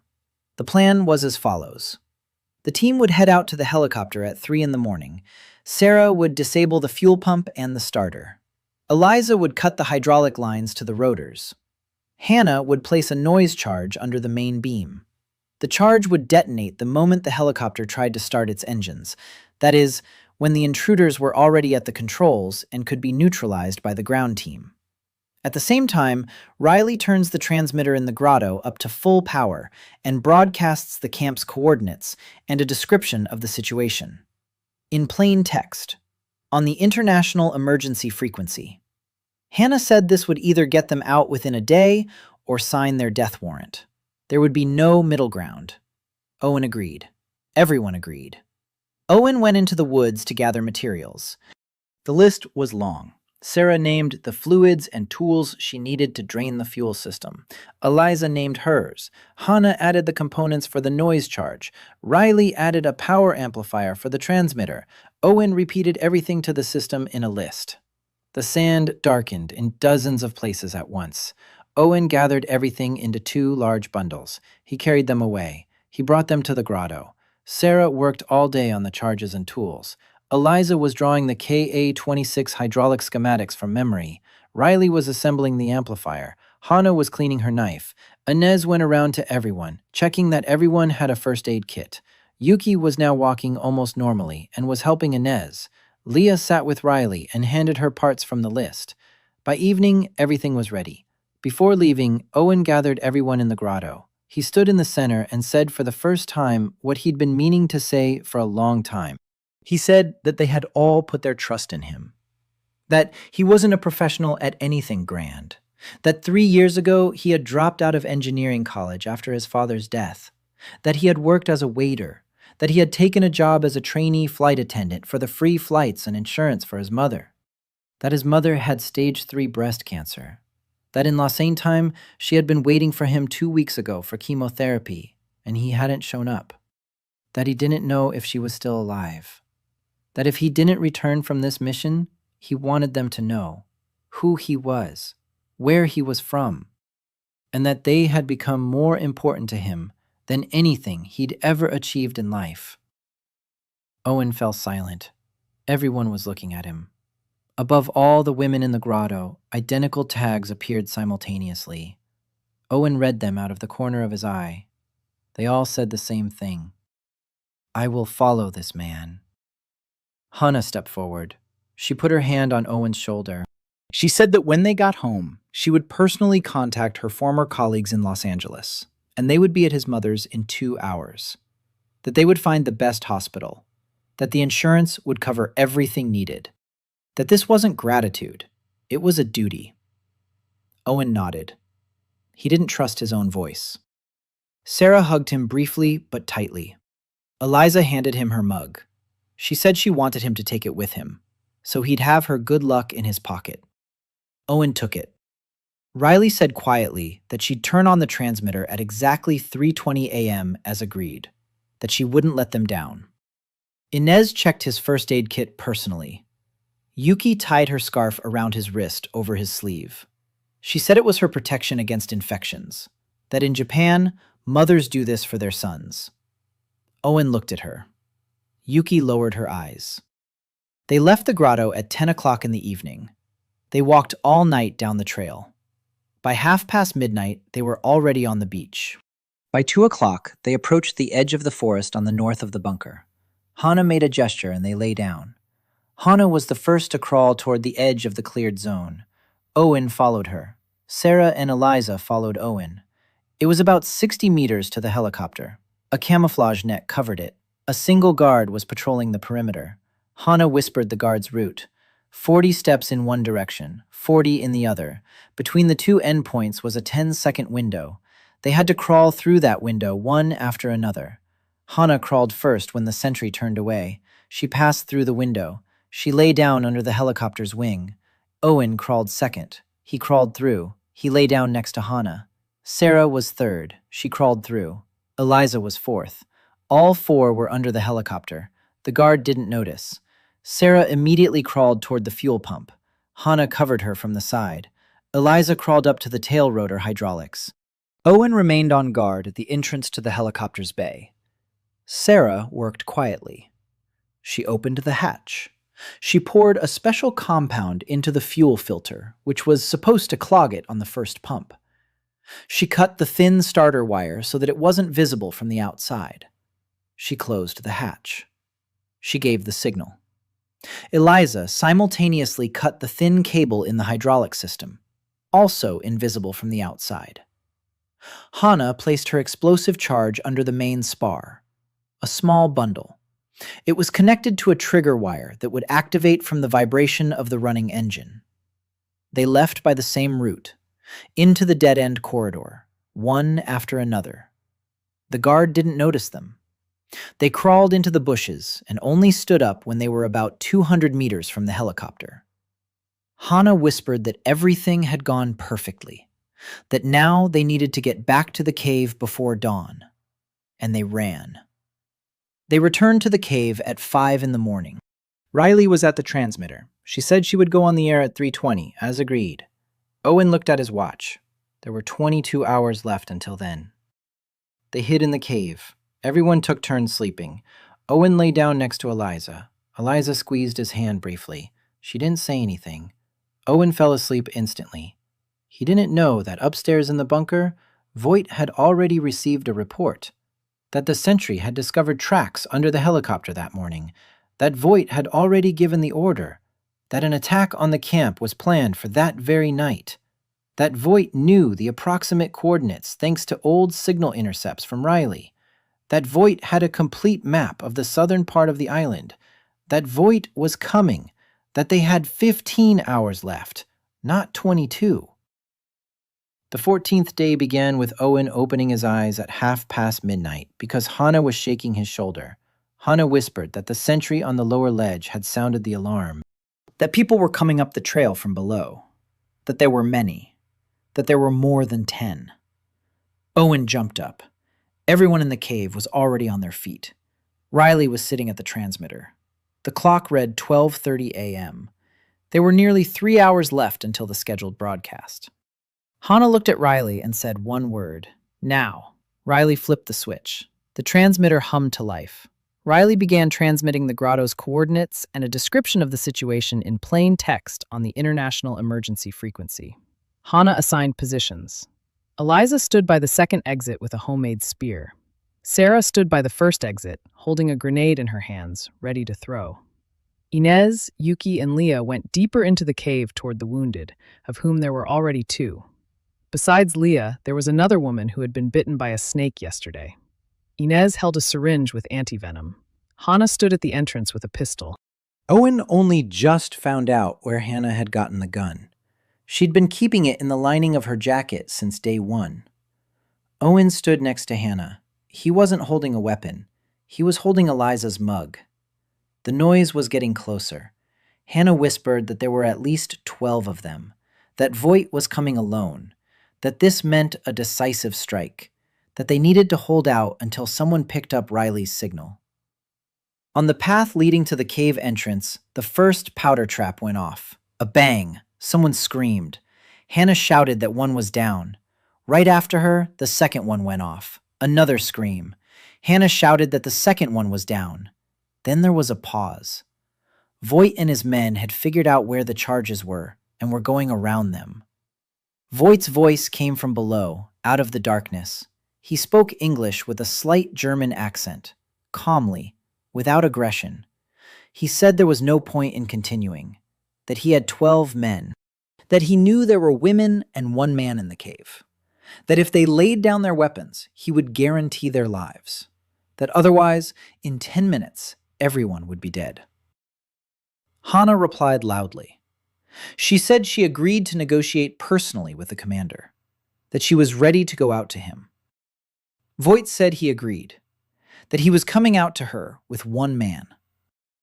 Hana whispered to Owen that it was a trick, that they needed to stall for time, that Riley had been counting for 6 minutes already, that they needed another 15 minutes.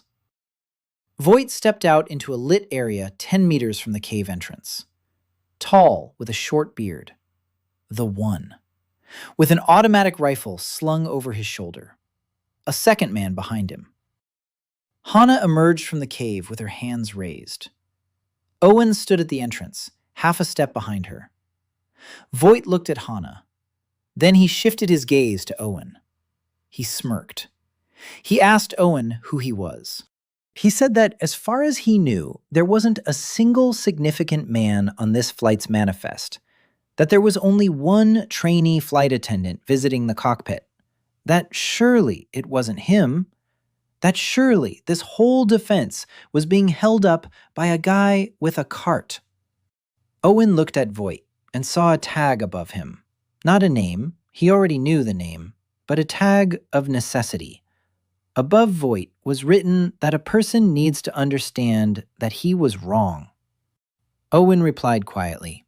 He said that yes, it was him, that he was the service staff, that his job was to ensure all passengers arrived alive. Voight narrowed his eyes. He said that was sweet, that it was touching, that he had exactly 30 seconds to think it over, that after that, he would give the order to storm the ship. Owen looked at Hana. Hana blinked once. It was a signal. Behind his back, Owen discreetly slipped the hand holding the mug into his pocket and pulled out, with his other hand, a small fuse on a thin string that ran behind his back and back into the hold. To Sarah. Sarah had been waiting for that signal. Sarah tugged on the string. One of Hana's main noise charges went off right under the feet of Voight's second fighter. A roar, a flash, the fighter fell. Voight recoiled. At that moment, Hana darted to the side and shouted at Owen to get down. Owen fell. Hana fired a single shot from her pistol.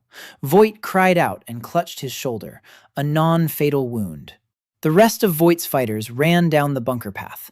Hana rolled back toward the cave. Owen followed her. Eliza leaped out of the cave with a spear and stood in front of the entrance. Sarah threw a second charge at the charging group. An explosion. 2 fell. The fighters stopped. Voight lay on the ground, trying to get up.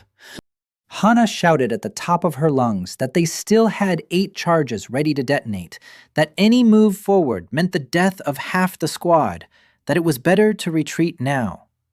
The fighters exchanged glances. One of them lowered his rifle. The other didn't. And at that moment, a new sound came from above in the sky. Not an enemy helicopter, something else. A deep bass hum that was growing louder from the northeast. Everyone looked up. Lights appeared over the sea, above the horizon. Not 1, not 2, 3, 4, 5.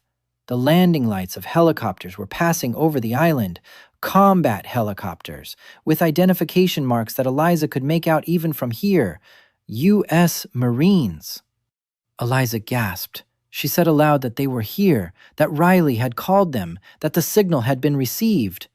Voight raised his head and looked at the sky. Owen saw the label above him change. Now it read that for the first time in his life, a man realized he had lost. Voight slowly raised his good arm. One by one, his men lowered their weapons. 6 men in full marine gear rappelled down ropes onto the main deck. The commander approached Eliza, saw her captain's insignia, and saluted. He said Captain Croft, of Flight 714, that they had received her distress signal, that they had been searching for them for 2 weeks, that the entire group was now under their protection. Eliza was crying and laughing at the same time. Owen stood nearby, holding a mug in his hand. 2 hours later, all the women were evacuated by helicopter to a ship anchored 10 miles from the island. Voight and his men were taken prisoner. The bunker was sealed. Owen sat in one of the helicopters and looked out the window at the receding island. Hana sat next to him. Eliza was across the aisle. Sarah was by the window. Yuki was at the bow. Yuki, who was smiling. Riley sat up front, clutching the transmitter that had just saved everyone. Leah sat with Inez. Everyone was alive. All 20 of them. A medical team met them on the ship. Owen's first question was about his mother. They connected via satellite. His mother answered on the second ring. Her voice was weak, but alive. She said her sister had come from Phoenix and taken her for chemotherapy, that she was being treated, that she was holding on, that she was waiting for him. For the first time in 2 weeks, Owen let himself cry. A day later, they were in Los Angeles. A large delegation met them at the airport. Journalists, military personnel, airline employees, families. Owen was the last to step off the plane. On the tarmac, he saw Hana waiting for him. Eliza was beside her. Sarah, Inez, Yuki, Riley, Leah. They were all standing in a semicircle, waiting. Owen walked over. Hana said quietly that his mother was waiting for him at Cedars-Sinai Hospital, that a car had already been arranged, that she would personally escort him there. Owen looked at these women, the most inconspicuous person on the flight. A trainee flight attendant with a cart. A guy no one was supposed to remember. And 20 women who now stood around him like a wall. Eliza handed him his mug. The very one. The one he'd taken with him on that last outing. She'd said she wanted him to drink coffee from it every morning, wherever he was, whoever he was with. Owen took the mug. He realized that the system no longer displayed tags above the women around him. It simply didn't show them. That meant they no longer needed anything from him, and he didn't need the system to understand them. Somewhere in the depths of his field of vision, the last line of gray text flashed. Emergency protocol. Complete. Host released. Thanks for the shift. Owen blinked. The text vanished. The system never appeared again. Owen looked at the 20 women around him and realized that they were now his real system. Not an emergency one, a permanent one, and that his shift was only just beginning. For real.